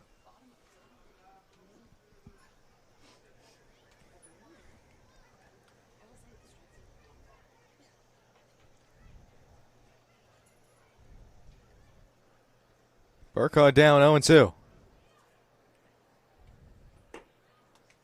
Lays off. Now 1-2. Burkaw now batting over 300 in the year for Alexandria. The newly added third baseman.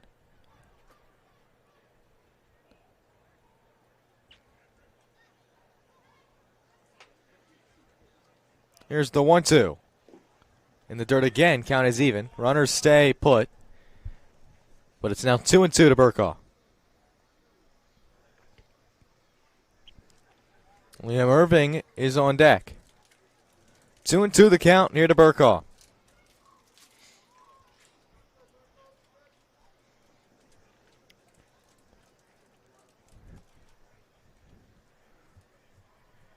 Here's a 2-2. Upstairs, count is now full.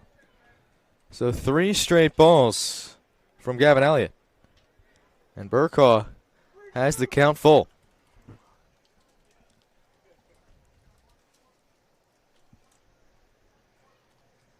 The payoff pitch. Burkaw takes ball 4. It skipped away from Lott, but Pazak stays at third, and the bases are loaded. The second walk from Burkaw. For your aces, the center fielder number 7, Liam Irving.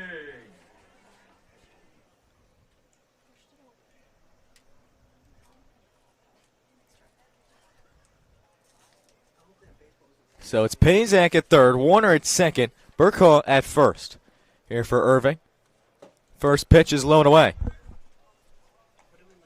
A left on right matchup here for Liam Irving. Trying to respond to the Braves who scored in the top half of this inning. The 1-0. In the dirt. Lott keeps it with him. Now 2-0. Irving is ahead.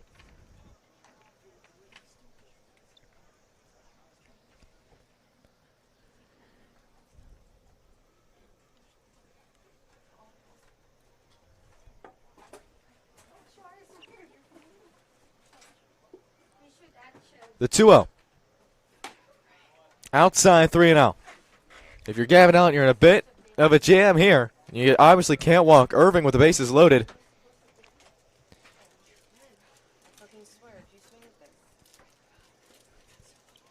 3-0 the count. Irving takes strike 1.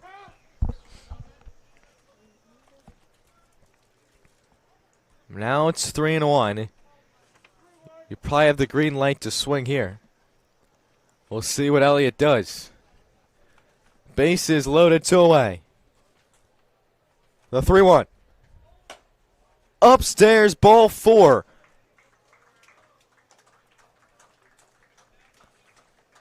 Elliott walks in a run. And it's 5-1 in favor of Alexandria.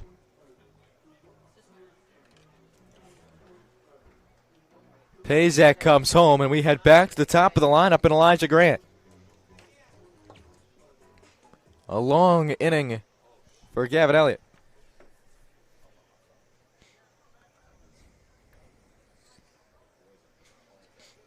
First pitch to Grant. In for a called strike.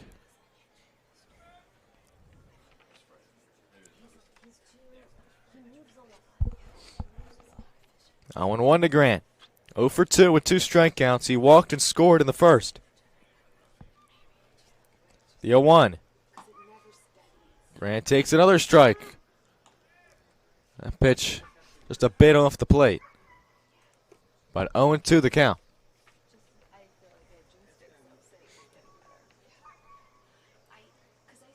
Bases loaded still with 2 away. Here's the 0-2 to Grant. Sends the opposite way down the third base line, but it's well foul. So Grant stays alive.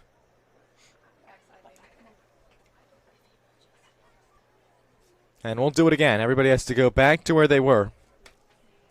It's Warner who's at third, Burkhaw at second, and Irving at first.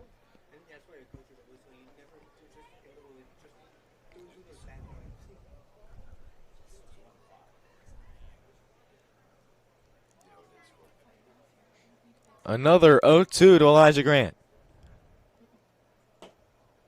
Low and in.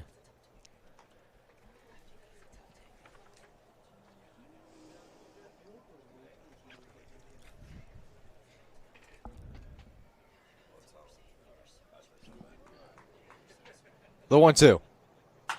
Grant gets a hold of this one down the first base line. If it's fair, it's trouble, and it's caught just in front of the 319 sign in right field.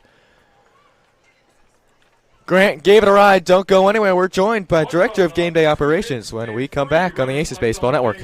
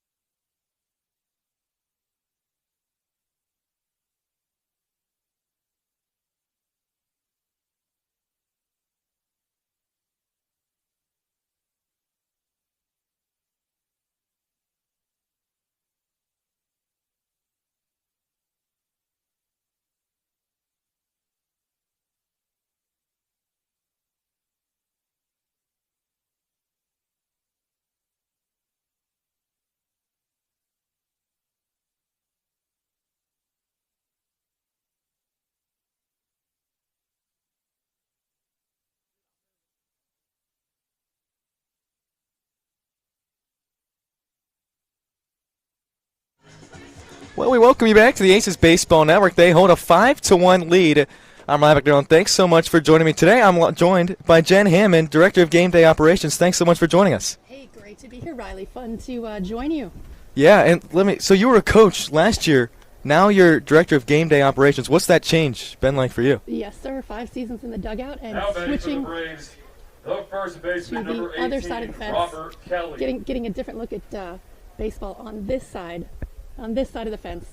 It's definitely new different. perspective for sure. Oh, yeah. A lot of fun. Yeah, Learning all sorts yeah. of different things. Getting to see the game in a new way. So how'd you get kind of involved with Alexandria? So I actually had reached out to our previous coach, Coach Brissett, about shadowing him. I'd been coaching high school for a while. I wanted to work with one of the well-known coaches in the area, and he offered me the opportunity to come on board and be part of his staff, and that stuck. So the last 5 summers. That's a base hit down the left side. Leadoff man aboard. Yeah, it's awesome for you. Of course, this year is kind of a down year for the Aces. How long have you been kind of with Alexandria for now? So I came on just after COVID, So 2021 season, Big and catcher number 3, Colin Locke. we had a great run. Some really strong teams, really strong players came through. Yeah. And with every new coach, there's a little bit of a transition. So Yeah. this is a bit of a transition year. Yeah. But I had been with the team since 2021. Wow. So you were with that championship team in 2022. Yes, sir. What a ride that was. That must have been awesome to see that. Of course, this year more of a down year at 14-20, but every team makes the playoff. So It's all about who gets hot at the end of the season. And I think at every level of the game that's true. So these guys could go on a run. They had a couple days off. They're well rested. They're playing a little sharper tonight. So we'll see if they can't get hot at the right time. yeah. Here's the 1-0, swung on and missed. Again, like we just said, every team makes the playoffs, and like what you just said, it's just getting hot at the right team. So, of course, nobody's season is really over. It's been a rough stretch for Alexandria. But right now, 5-1, if you were in that dugout as a coach, what would you kind of be telling the guys? Well, I think it's a great opportunity to remind the guys that this is anybody's game, right? As again, at any level of the game, once you get to the playoffs, it's one game at a time. And if they break this down one pitch at a time, one inning at a time, keep it in front of them, they have the ability to make some noise. And again, you never know what's going to happen from one game to the next in the playoffs. And with the formatting this year, with kind of those one-game winner-take-all, you never know. It's just who shows up to the ballpark hot and executes. Yeah. So, back to that 2022 year, was there kind of a time during that season where you were like, all right, these guys can definitely get it done if everything goes in their favor? We knew it was a special squad, but it's funny, the summer season is so long, so it kind of ebbs and flows. We have had, potentially stronger, more dominant teams since that. We had that squad that had a historic winning season, I think, the year after. And yet, it comes down to, again, being scrappy, having that character, and that particular team just expected to win. And I think the combination of the physical on-field talent and that expectation, the attitude that those guys had, you knew they were going to fight and you knew they had a chance. They Yeah. had to fight for it. It was a pretty scrappy playoff Now of batting course, for the Braves, against Train. right fielder number 12, Yeah. Jaden We knew it was Albright. a special group, but you just never know until you get through those playoffs, and anything can happen. Yeah, and Coach Worth in his first season. What's your thoughts on him this year? 'Cause, Coach, this is first year with you having a new head coach. Yeah, Coach Ward has been really refreshing. A lot of enthusiasm, younger guy, a lot of goals for this squad and a lot of energy in the dugout. And I think he's looking forward to kind of bringing his experience from Frostburg, from Valley League, to this program and really getting these guys entering a new chapter where he's at the helm. Same thing with Coach Kip. Those guys are grinding. It's been a long summer season. A lot of scheduling ups and downs with the crazy weather. So Yeah. they're riding it out and still bringing it every night. Yeah. So with your position, Director of Game Day Operations, that's kind of a plethora of things kind of put into one kind of title. Is there something that's kind of sticks out to you about that position that you kind of love about it, and one thing that you kind of like, this kind of sucks? I will say on the positive side, I haven't gotten a chance to get to know the folks that have been in this press box the last 5 years, and getting to know the amazing squad that we have, and spending time with this team, and just kind of enjoying, the ride that is a summer ball season has been an absolute blast. Just a great group of people that love the game, and so the passion's kind of contagious. Not always easy to show up when it's 100 degrees outside, but working with this crew has been a blast. And on the other side of things, I miss being on the field, being in the game, being in the dugout. Having said that, this is a fun experience, and getting to add that to kind of my baseball experience over the last decade or so has been really valuable. Trying to learn, trying to be a sponge and take it all in. Yeah. As now Kelly moves up 90 feet. He's at third with one away. It's Albright who is up. 3-1 is the count. And Jen, like we just mentioned, Director of Game Day Operations. That's pretty awesome. I also heard that you are a ball girl for the Nationals. True story. That's pretty fun. Very fortunate. It's a dream that I had as a little girl, and as an adult, I have been able to be on the sidelines, see if they can get this out. As they Nice can. A pick, 5-3 first put base. out. Burkhaw, nice play, but it does fortunately score a run. But so I have been able to live out my childhood dream and hang out at the sideline at Nationals games for the last 14 seasons, which is Low left crazy. fielder But Yeah. number 16, love Matt Wright. that I get to work in different aspects of the game. That's awesome. So you've always been someone so into baseball, whether, younger, like playing it, and now coaching, Director of Game Day Operations, being a ball girl. When did you kind of find that love for baseball? It's funny. I've loved the game since I was little. I grew up watching my brothers rip open wax packs of pop cards, right? and getting handed stale bubble gum and whatever cards they chose to discard. But, I grew up in the area when Cal Ripken was the guy, so easy to fall in love with baseball. So here's a ground ball to Jackson Skrell. He'll make the play. Jen, I'm sorry to cut you off, but can we have you back for the bottom of the I'd sixth? be happy to join. Sounds All right, good. perfect. We'll return. It's 5-2. Aces still hold the advantage. We head to the bottom half of the sixth on the Aces Baseball Network.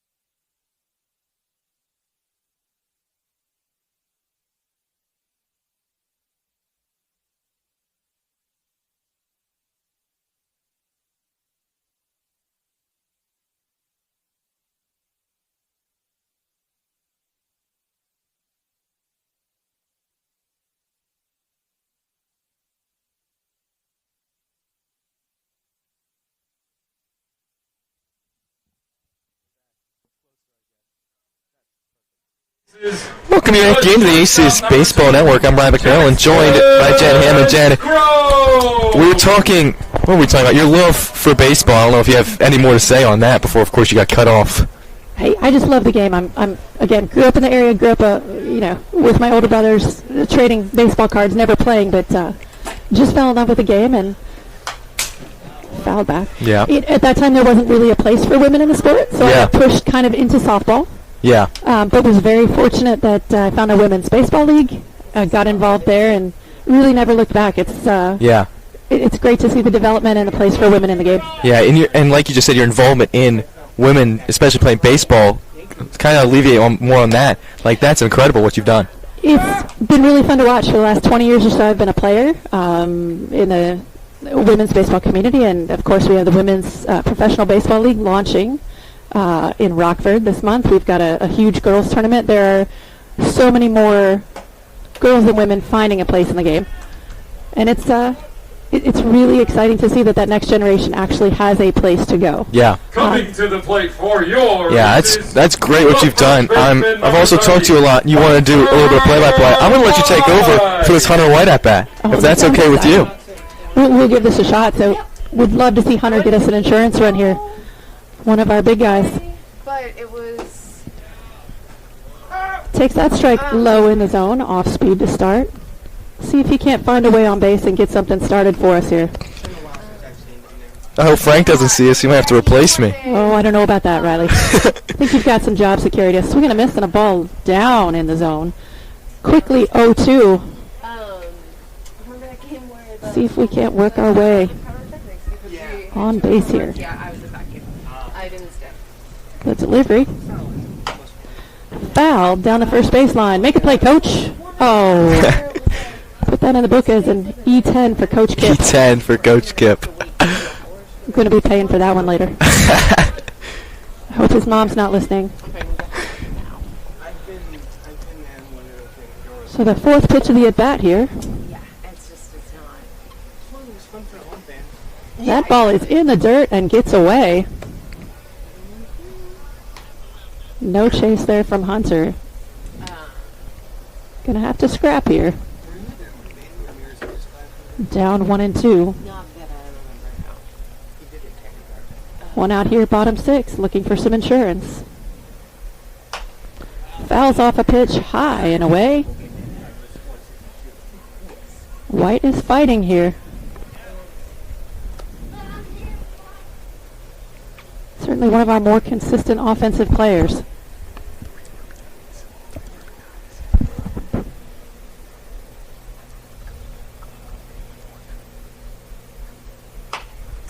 Fouling it off again. Quite the quality at bat here from our guy. Love the tone we're setting. Really good competitive at bats tonight. I think a couple of days off helped our guys kind of recharge. We're seeing much better contact and a little bit more life from our offense. There we go. Drives the ball deep to right field. As the fielder turned around, that is over the fencing. Gone! A shot for Hunter White to get the Aces up 6-2 and get the dugout fired up. Well done, sir. How about that? That's impressive. Needed that. Really nice battle, 0-2. Aces, the designated hitter number 5, Daniel McKinnon. You gotta love that at bat. Fouling off the tough pitches there to stay alive, really competing, and then being all over that mistake to take it out and scoot it over the right field fence. Clearing the zebra sign and waking up the fans who are hanging out in the outfield tonight.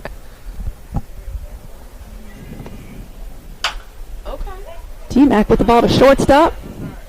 Picked up and scooped. That ball is in the dirt. That's going to be an out on a bang-bang play. So 2 outs here.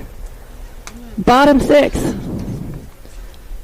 And our UPenn stud is up to bat.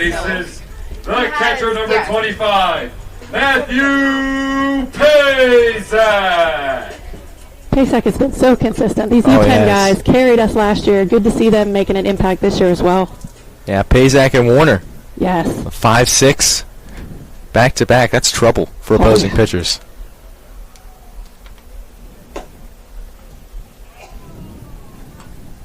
Well, Jen, this has been awesome. I'm so glad you're able to do play-by-play. Thank you so much. Of course, the time you do it, we get a home run. So I don't think it. that's coincidence. I think that was on purpose. I'll take that wink. That was Yeah. that was a fun way to break into my one and only play-by-play. We'll, Yeah. Get to call a home run. Yeah. Love to see it. Well, thank you for having me, Riley. Of course. It's been a blast. Of course. But again, I do want to ask you, 14-20, do you believe Aces still have a chance? I believe here down as the long as stretch? these guys are fighting, they are a scrappy bunch, and they will make some noise. Never give up on a team that believes in themselves. Well, Jen, thank you so much for joining us. Thank you for all you do. Bring a smile to every one of us in your involvement in women's sports. Thank you so much, Jen. Appreciate you, Riley. Thank All right, you. we'll return. We head to the 7th. It's 6-2. Aces hold a 4-run lead. You're watching Aces Baseball on the Aces Baseball Network.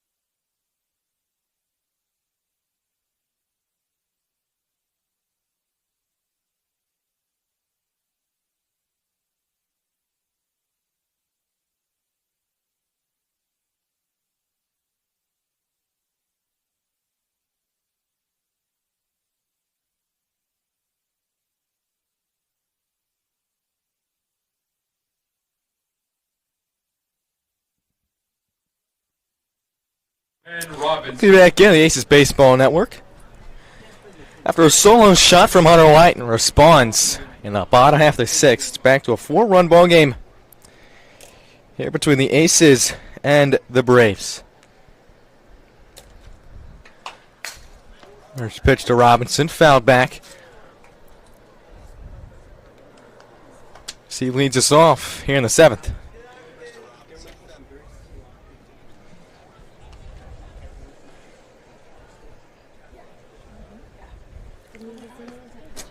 Oh, 1 outside.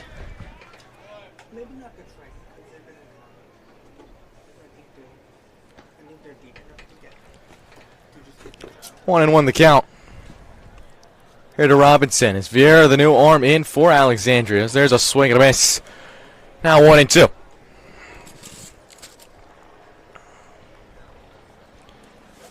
Vieira, the right-hander.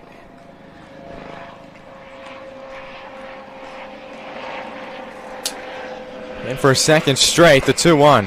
Or excuse me, the 1-2. Scoreboard wrong again. Sorry about that. 2-2 the count. Now it says 3-1. But 2-2 is the count. Here to Robinson. Reached on an E6 in the fifth. Takes a breaking ball that was just inside. Now the count is full at 3-2.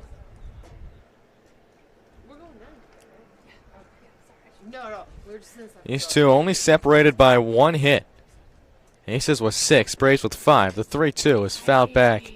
Pazak got the worst of that one. Seems to be all right. So the count is now full. Once more. Don't rub it, Paysack. Don't rub it. So we'll see a 7th pitch of this at-bat. Here to Robinson. Trying to spark a comeback here for South County. Payoff pitch. Dribbler foul once more.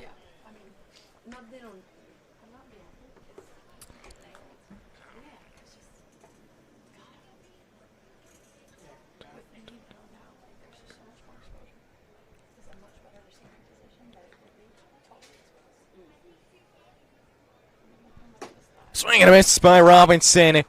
Vieira wins the battle, and there's 1 away here in the top half of the 7th. Ace's pitching staff this far has been really solid. Last time they faced the Braves, it was a 15-0 loss. Tonight, 6-2 in favor of Alexandria. Ryan Henson warming up in the South County bullpen. Simino, who's 0 for 2, takes the first pitch strike.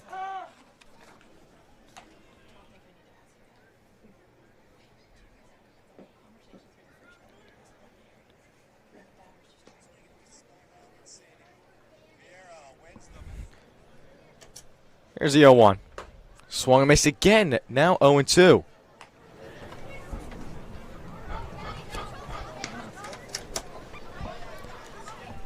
Oh, and 2 the count.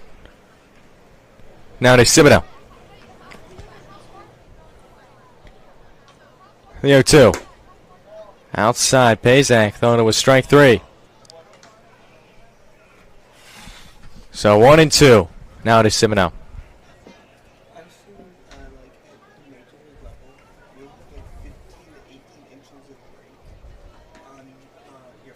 Here's the 2-2. Misses outside. Now the scoreboard was wrong again. So now it's 2-2.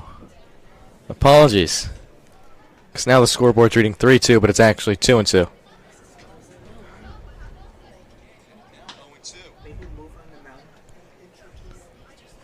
Another 3-2 strikeout from Will Vieira. Back-to-back Ks swinging.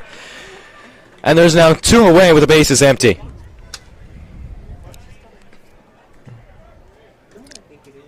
So last 2 batters both get the counts full, but both go down on strikes. Second baseman, number 17. And we head to the 9 hole with Chip Kress Jr.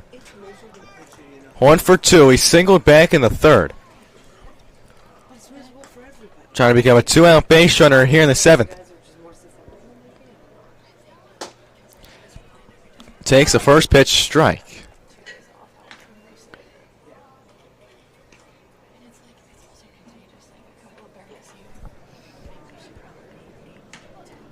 The 1.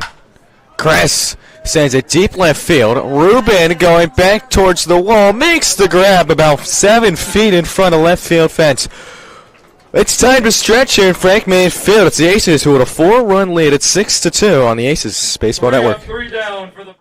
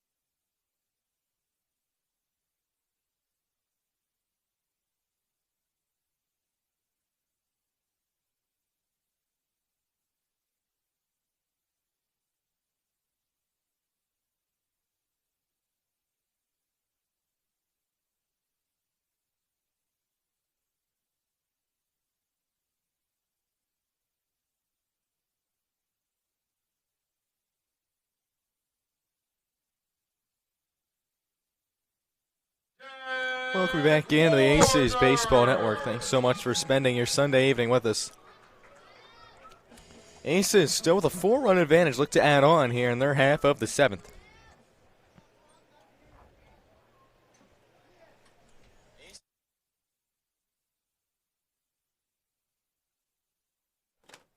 Jack Warner leads us off. He takes a first pitch strike to the new arm on the mound, the right-hander. First right-hander of the day for South County. It's Ryan Henson, who also has played a bit of first base and listed as a first baseman and right-hand pitcher for the Braves. He's ahead 2-0. Or excuse me, 0-2 to Jack Warner.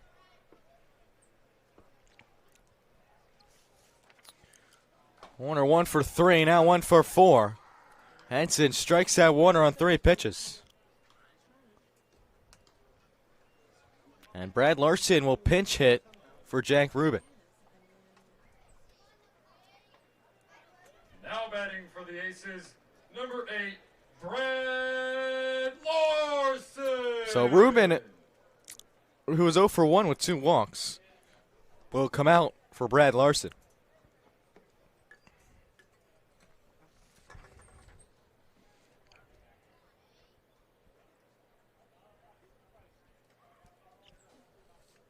Larson is actually second on the team in triples as he fouls this one off with 2.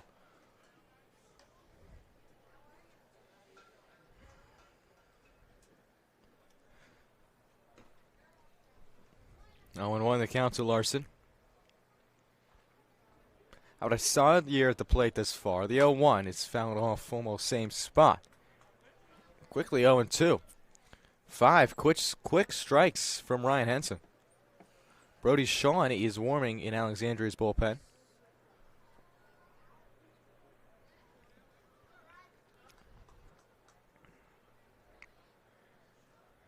Here's the 0-2.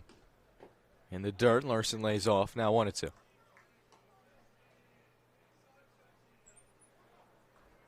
looks like Larson will play left field in the top of the 8th in replace of Ruben. The 1-2. Swing and a miss. Henson, back-to-back Ks of Warner and now Larson, and there's 2 away with the bases empty. It's going to be William Burkaw. Now batting for the Aces, the third baseman, number 41, William Burkaw. 1 for 1 with 2 walks.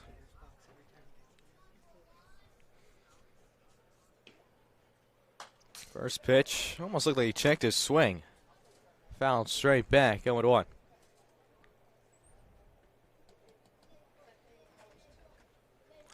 Burkaw, who singled and scored in the second, walked in the third and the fifth. The 0-1, he shows bunt, a tapper. That will go foul.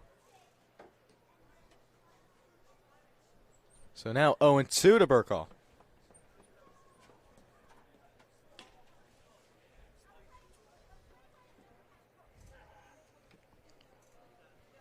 Henson looking for a 1-2-3 7th. The 0-2 upstairs. Now 1-2.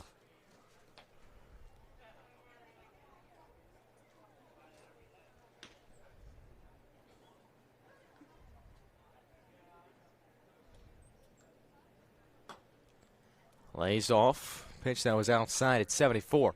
So count is even here to Burkaw. Trying to become a 2-out base runner here for the Aces in the 7th. William Irving awaits on deck. Here's the 2-2. Burkaw sends it right side. First baseman's Kelly's there. Toss to Henson. It's a bang-bang play, but they say Henson beat him by a footstep. It's a 1-2-3 7th. Aces go down in order. We head to the 8th. It's a 6-2 Aces lead on the Aces Baseball Network.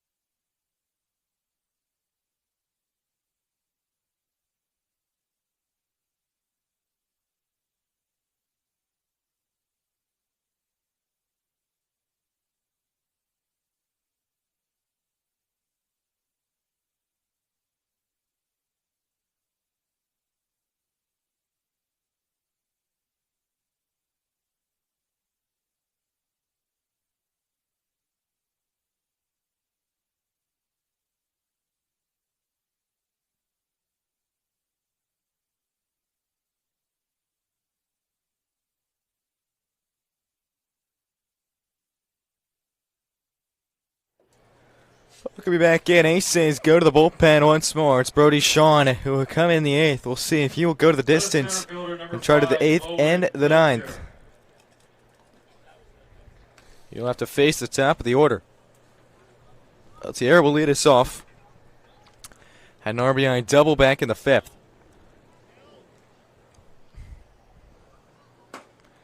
First pitch in for a called strike.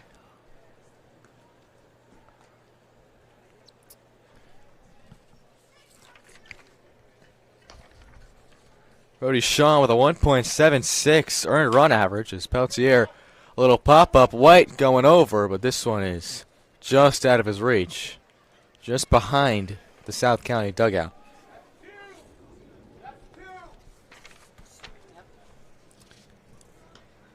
So 0-2 the count here to Brody Shawn, or excuse me, to Peltier from Brody Shawn.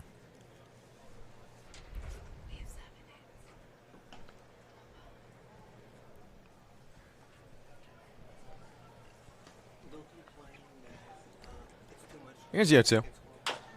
A chopper to left side.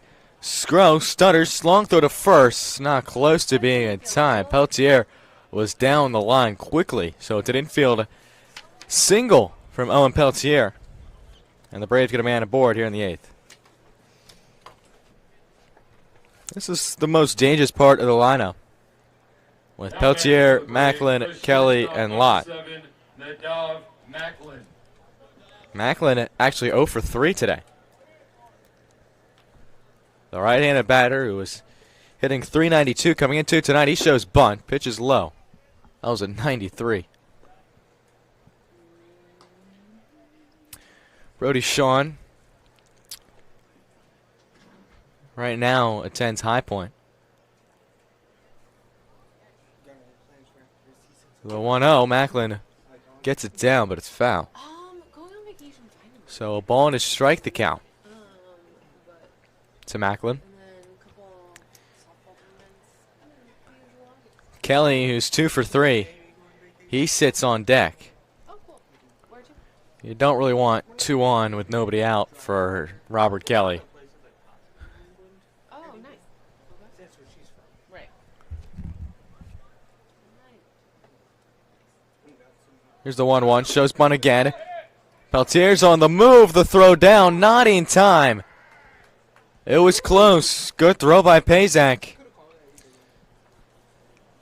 Another bang-bang play, but Peltier is on the winning side. So 2-1 the count Yeah. to the dog Macklin. Yeah, see the rest is the city in the summer is fun. Here's a 2-1. Shows bunts again. Can't get it down. 2-2. That was at 95. Oh, cool. So Brody Shawn, Yeah. probably the hardest thrower on this team, probably one of the hardest throwers in this league. You don't want to At the beginning of the season, command was a bit of an issue, but now is really settled in as that pitch misses well low and away. Count is now full to Macklin. October and it was nice. And March was gross. I will say. March was Larson is in left, replacing Jack Rubin, who he pinched hit for in the bottom half of the 7th. Count is full to Macklin. in April it was snowing. Here's the 3-2 as Shawn will now come off and check at second. No throw. Peltier is back in standing. Oh gosh. Probably the coolest night this far during the season. Here's a 3-2. Grounded right side. Grant has it. Throw to first is in time, but Peltier will move up 90 feet here with 1 away. Rockport, Maine or Mass? Mm-hmm. Yeah. But it's been a long time, honestly. So 1 away for the dangerous Robert Kelly. Came in leading the team with 48 hits. Now has reached 50. Also leads the team in doubles, now with 11 after his double back in the 5th. Or excuse me, back in the 4th. Pitch misses up and away. My nephew's almost getting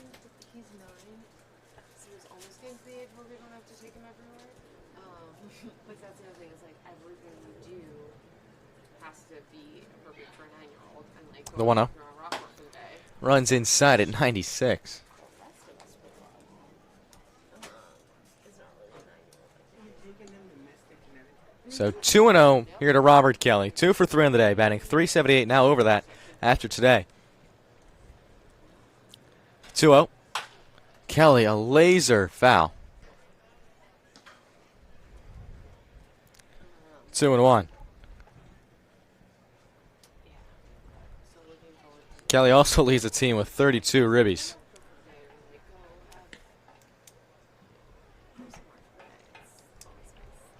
Trying to get number 33. As Peltier is the third. 2-1. Outside now 3-1. Brody Sean falls behind.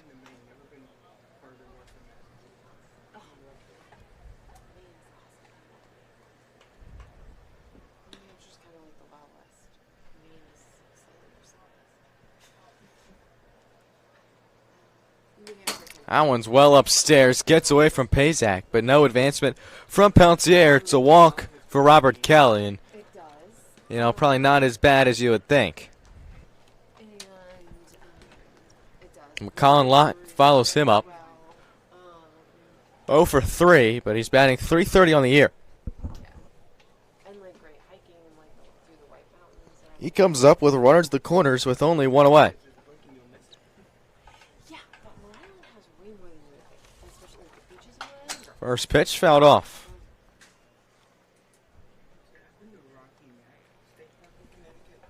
I haven't spent any time in Connecticut. Brody Sean doesn't like the ball. Now, third base umpire takes a look at it. Now he gets it back. When we would go like to the beach or go hiking or whatever, it would always be like Pennsylvania or upstate or down to Jersey. Otherwise, it was just the only thing in between. It's Peltier at third. Kelly is at first. Here's the 0-1. A dribbler down the first base line. It will be fouled, so 0-2 here to Colin Lott. The catcher who's 0 for 3. A strikeout and a couple of groundouts. Aiden Albright sits on deck. I've actually never been to Connecticut. My family house is on Martha's Vineyard, and so it was just never. Sean ahead 0-2. It's a ground ball. Bounces off Hunter White's glove into shallow right field. This will score a run. They mark it an E3 on Hunter White. I'm so sorry, but I am going to. It drives Excuse me? in the Braves' third run of the game. Yeah. What do you think? Yeah. Like, look. The right fielder, number 12, Aiden Albright. Kelly is at second. Only advanced 90 feet. So Aiden Albright comes up 2 on with 1 away, and he's actually the tying run. This is a chopper. Back to Sean. Nobody's at first. The race to the bag. He still beats it. Aiden Albright goes tumbling like a tumbleweed. Both runners advance 90 feet. Hunter White crashed to the ball. Brody Sean looked like at first he thought that Hunter White was going to be there. Then he looks up and sees Hunter White right next to him and has to race to the bag for out number 2. The left fielder, number 16. So it could have been worse. No, both of those are right-handed batters,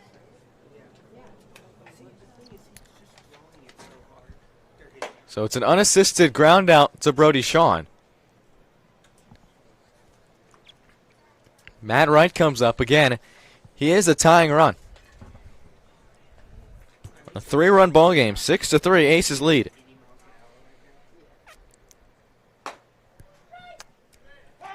Takes strike 1. The ball and a strike now the count. I mean, they're getting bad on the ball, yeah. That's why. Caden Bahan. But that makes sense why they're all going inside. Got it. Behan is warming up in The Braves bullpen is now it's 1-2 to Matt Wright. Braves really trying to battle back a base hit. Could probably bring this game to be a one-run ball game. The 1-2. Ground ball up the middle. Grant has it.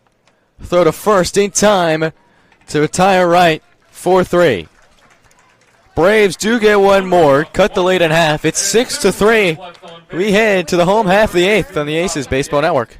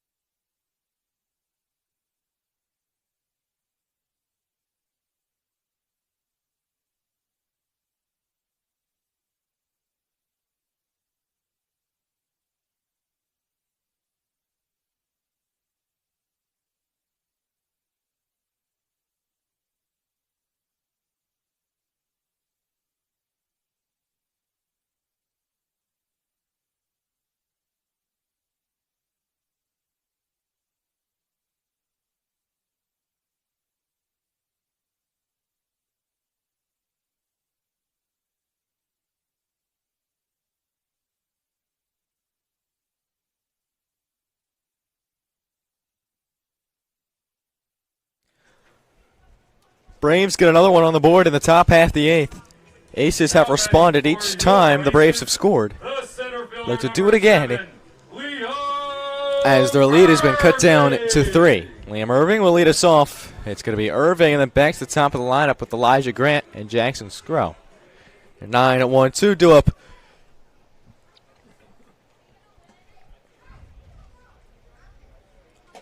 First pitch upstairs from Ryan Behan. Behan. The 1-0. Misses low and away. Irving 0 for 1, a couple of walks to go along with that. And it looks like it will be Brody Shawn who will come back out to try and close the ball game in the top of the ninth.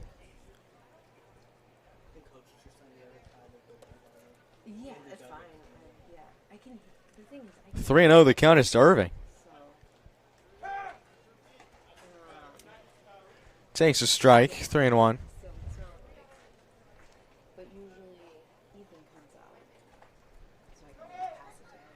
And now Irving will call time.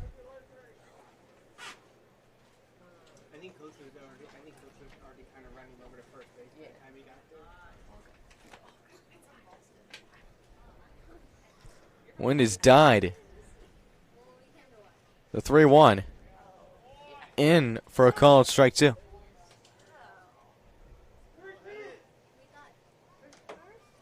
So county's full.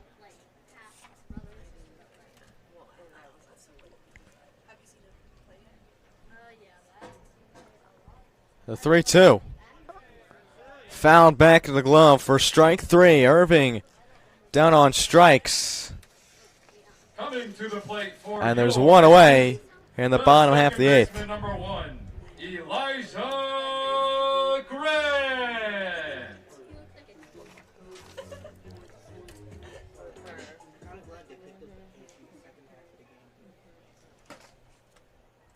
Grant takes a first pitch strike. Grant 0 for 3. Couple of strikeouts, a fly out. A 300-foot fly out. And then a walk in the first. This one popped up. Looks like it's in play. Colin Lott makes the catch for out number 2. So now 2 away here in the bottom half of the 8th for Jackson Scrow. Now batting for the Aces, the shortstop number The Braves, who are right now Jackson riding a 3-game win streak. Scrow. Aces riding a 4-game losing streak.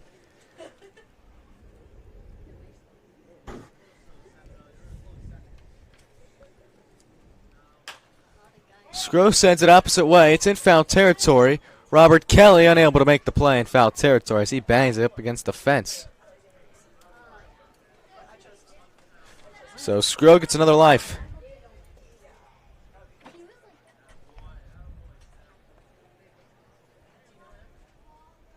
As Kelly makes his way back to first.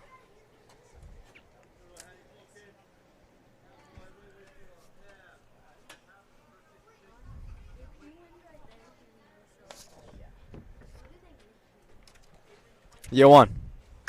Scrow sends it back up the middle for a base knock. It's misplayed by the center fielder Peltier. But Scrow stays put at first. It's a 2-out base hit for Jackson Scrow. Now batting for your Aces. And that leads to Hunter White, who had a solo home run back in the 6th. Hunter White.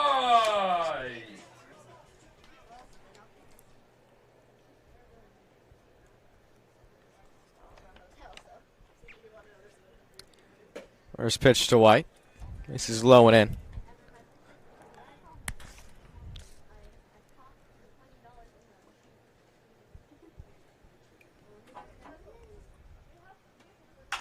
White sends it.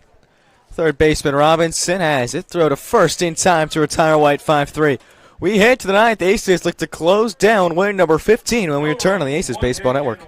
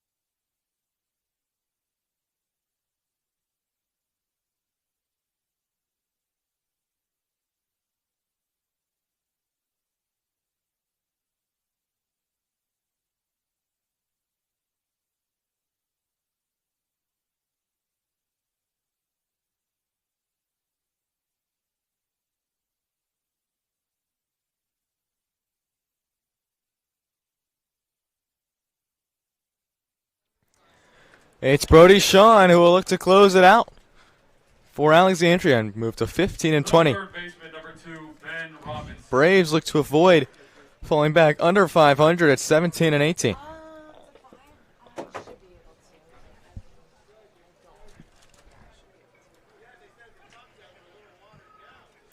First pitch to Robinson, and for a strike. I think, like, I do think that Mike is just, he's retired. So it's me, or we have to call in the, Nice ball ran inside on Robinson. It's going to be Robinson, Simoneau, and Kress. 7 8 9 due up. right, yeah. And be like, hey, I did it for you, do it for for the Braves, but if any one of them gets on, we'll go back to the top of the lineup. As, oh my goodness gracious, Jackson Scrow, how do you do? Jackson Scrow, full Superman in shallow center to retire Robinson, and there's one away. Now batting for the Braves, the designated hitter number 14, Aiden Semino. Wow.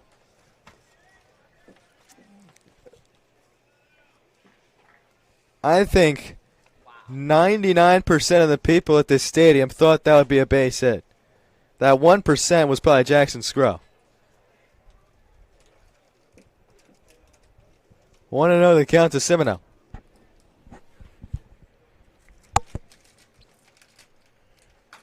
Semino fouls it straight back. Ball and a strike, now the count.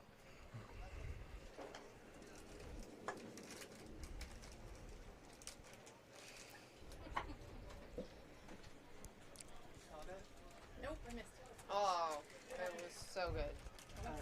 Scroll.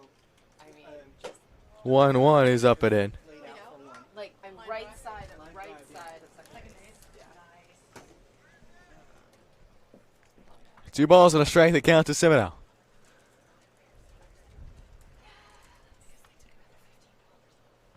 The 2-1. Challenger with a fastball. Semino was late. Now 2-2.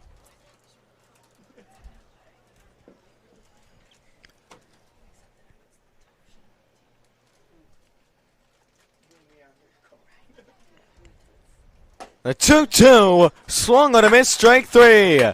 And the Braves are down to their final out here in Frank Main Field. Now batting for the Braves, the second baseman number 17, Chip Kress. So Chip Kress Jr. Braves last hope. No, unless do we need any? Does I really have season B? Base is empty, 2 away. First pitch to Kress Jr. Skips away from Pazak. 1-0.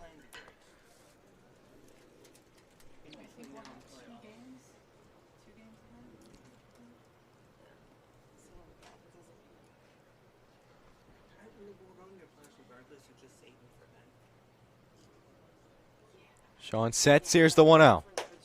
Upstairs again. Now 2-0. And I think if we have enough rest with that in, Kress ahead. do they really have no Sean trying to close it out. playoffs? There's no yeah. The 2-0. Outside now 3-0. Again, if Kress is able to reach, we go back to the top of the lineup. And that's not what you want to do. You want to end it here. This is your best bet. But 3-0 is the count.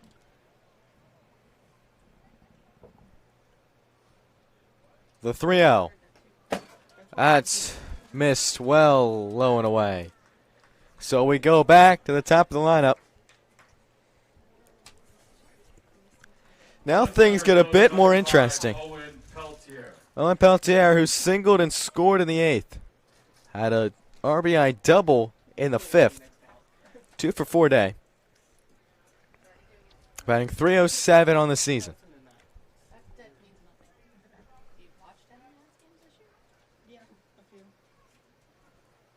First pitch, dribbler foul. You know what? 28 of our losses, the men's losses, have come blown games. 20 out. 28. They're gonna set the record for So most they were blown doing saves. analysis and they were saying even if we had, I think they said something like Kress still at first. Here's the 0-1. Long wait by Sean. Now delivers. Peltier pops it up. Shallow left field. Jackson Scrow makes the grab. Ball game over. Aces have win number 15. Brody Sean closes it out for Alexandria. The Metro South County Braves 3 and your Alexandria Aces 6.